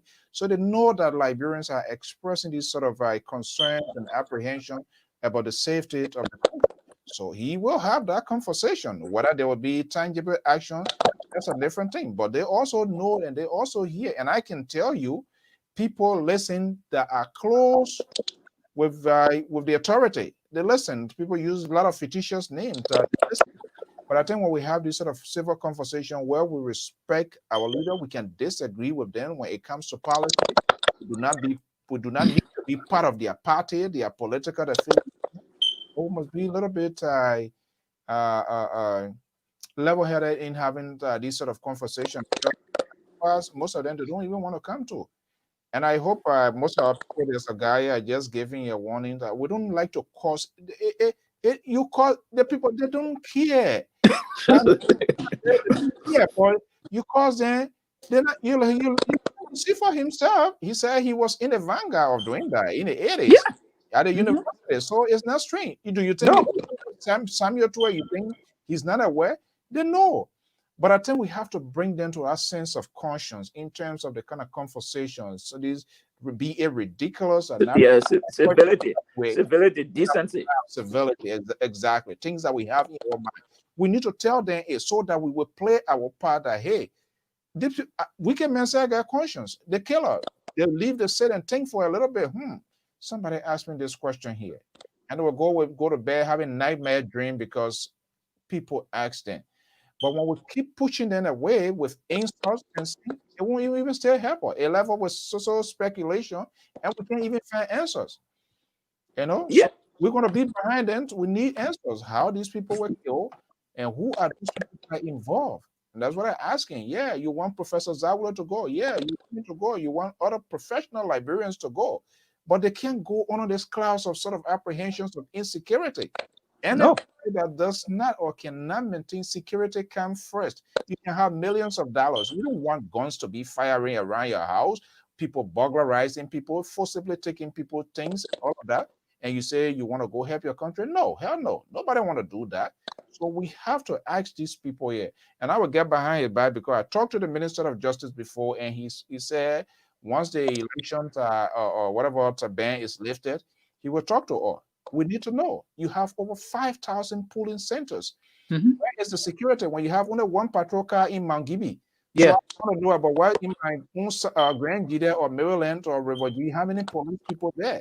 What happens when there's a violent breakout? Who's going to restore law and order? These are serious things that we need to talk about. But when we sit down here and insult, and when any danger happens, the inflation, the hurt, the damage is done to our people, then we are not even helping the process. Yeah, Mr. So, and you see, the takeaway from this program tonight, many people will not notice. The rape issue. You saw where he went, that it needs civic education, traditional thing, all the kind of thing involved in. So the message to the people, to victim other people, it needs that they got to come out, because this is the mind of the people, the authority, that these things are no religious, tribal thing, ethnic thing, so it hard to solve. But people coming forward, and it's not helping. So they got to continue to come out to speak out. I would prefer him to have Moses Carter here. You see, all the questions are asking Serena Sifa. He's a smart guy. He says it's in the hands of the police. The police. Yeah. And Moses Carter agreed in principle with carry up publicity. He sent me his picture. We did everything. All of a sudden, he did not show up. No call, no message to say, oh, this is what is the emergency. Can we have another date? I'm not going to get mad. I'm going to still persuade him, because I needed information, and I know other people want to hear them. Whatever he's going to say is going to be lie, it's going to be a true. But let me to hear from him directly. This is how we do. What you see, Christian and Nepal, then when they go to Iraq and other places, they disguise themselves, they dress like a Muslim, because that's the form you have to be in order to be accommodated. So things here, it comes with tolerance, it comes with patience, and it comes with sort of soft tone, because you need to get that information to your audience. Yes. And just imagine, he admitted, again, you see, the police issue, the funding of the police, you hear his statement that the police is not complaining.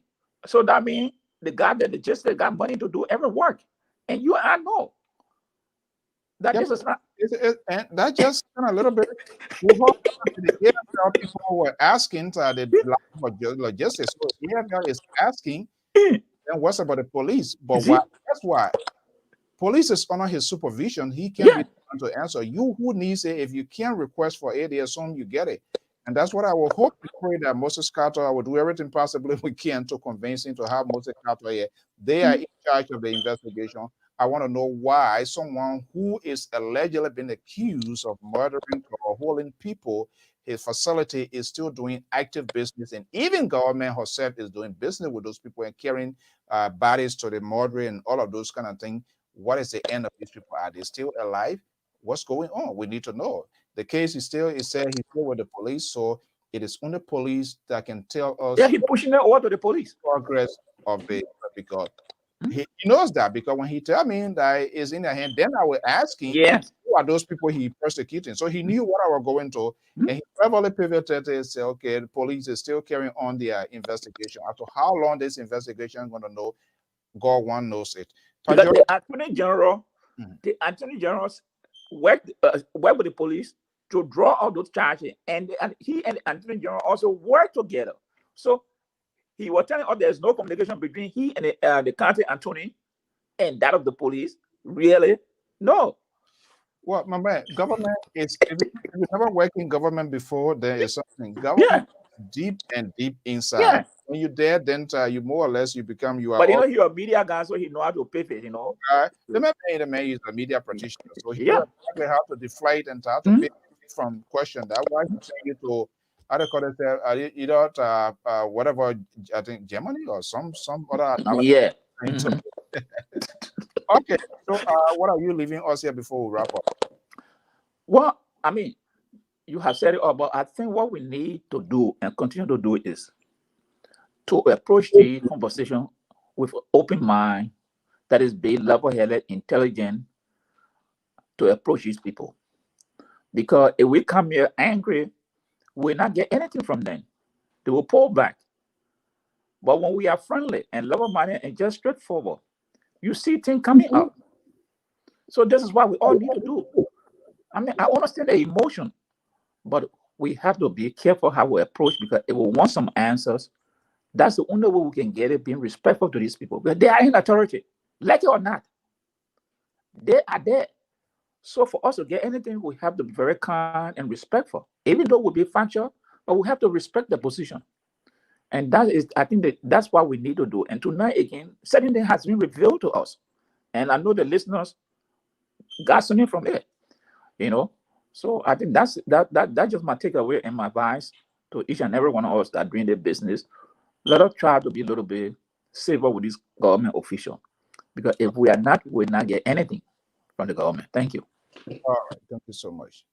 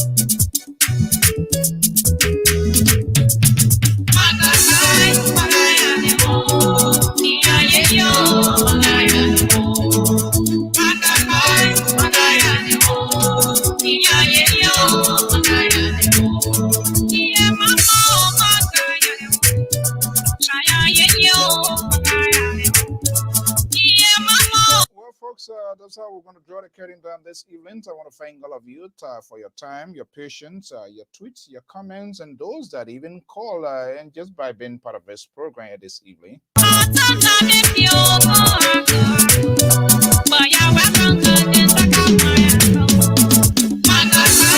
They got a saying there's no bad bush for a child. Liberia is our own bush. There's no way you are Liberian. We can't throw Liberia away. We all have to just find a common ground as to how the issues and the problems in Liberia can be resolved. And part of that is to engage those people that are in charge. So for those of you who supporting political parties and individuals, if the system is not correct, what you need to do is to be a little more aggressive in your talk, in persuading people and telling people to vote, and their vote must be wise.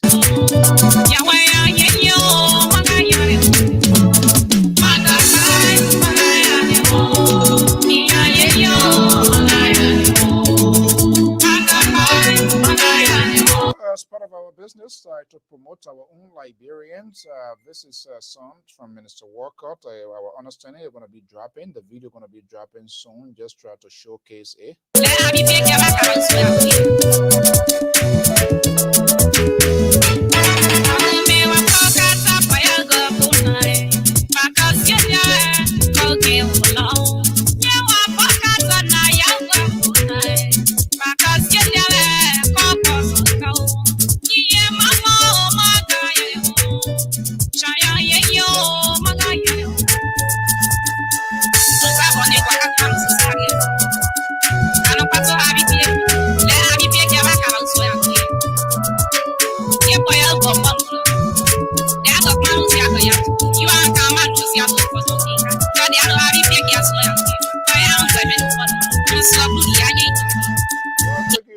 County this evening, right? What does Minnesota Walker believe a new piece going to be dropping? I want to thank you so much for being part of today's program. Let me take you to now the West African state of Nigeria as we wrap up for this evening.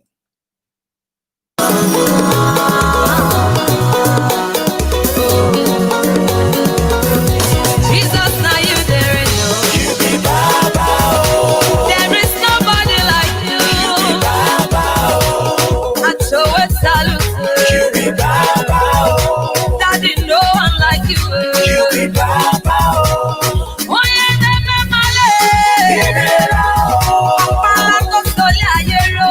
Nashoka, oh. Isi ekenu. Ibera, oh. Eti kolo. It's not before you. When me I got it, I have searched all over the world and I found nobody like you. Great and morning star, only you I serve. Every day now you, I will pour my love on you. That's why when I wake in the morning I sing my praise to you. In the night, oh, now you are the call, now you the rain. You be Baba, oh. And so we salute. You be Baba, oh. Daddy, no one like you. You be Baba, oh. Oh, yeah, never male. Ibera, oh. Apala to soli ayero. Nashoka, oh. Isi ekenu. Ibera, oh. Eti kolo. Nashoka, oh. I love you. I declare my love. I praise you, you alone, my Lord. Holy Spirit, my love, you alone, my Father.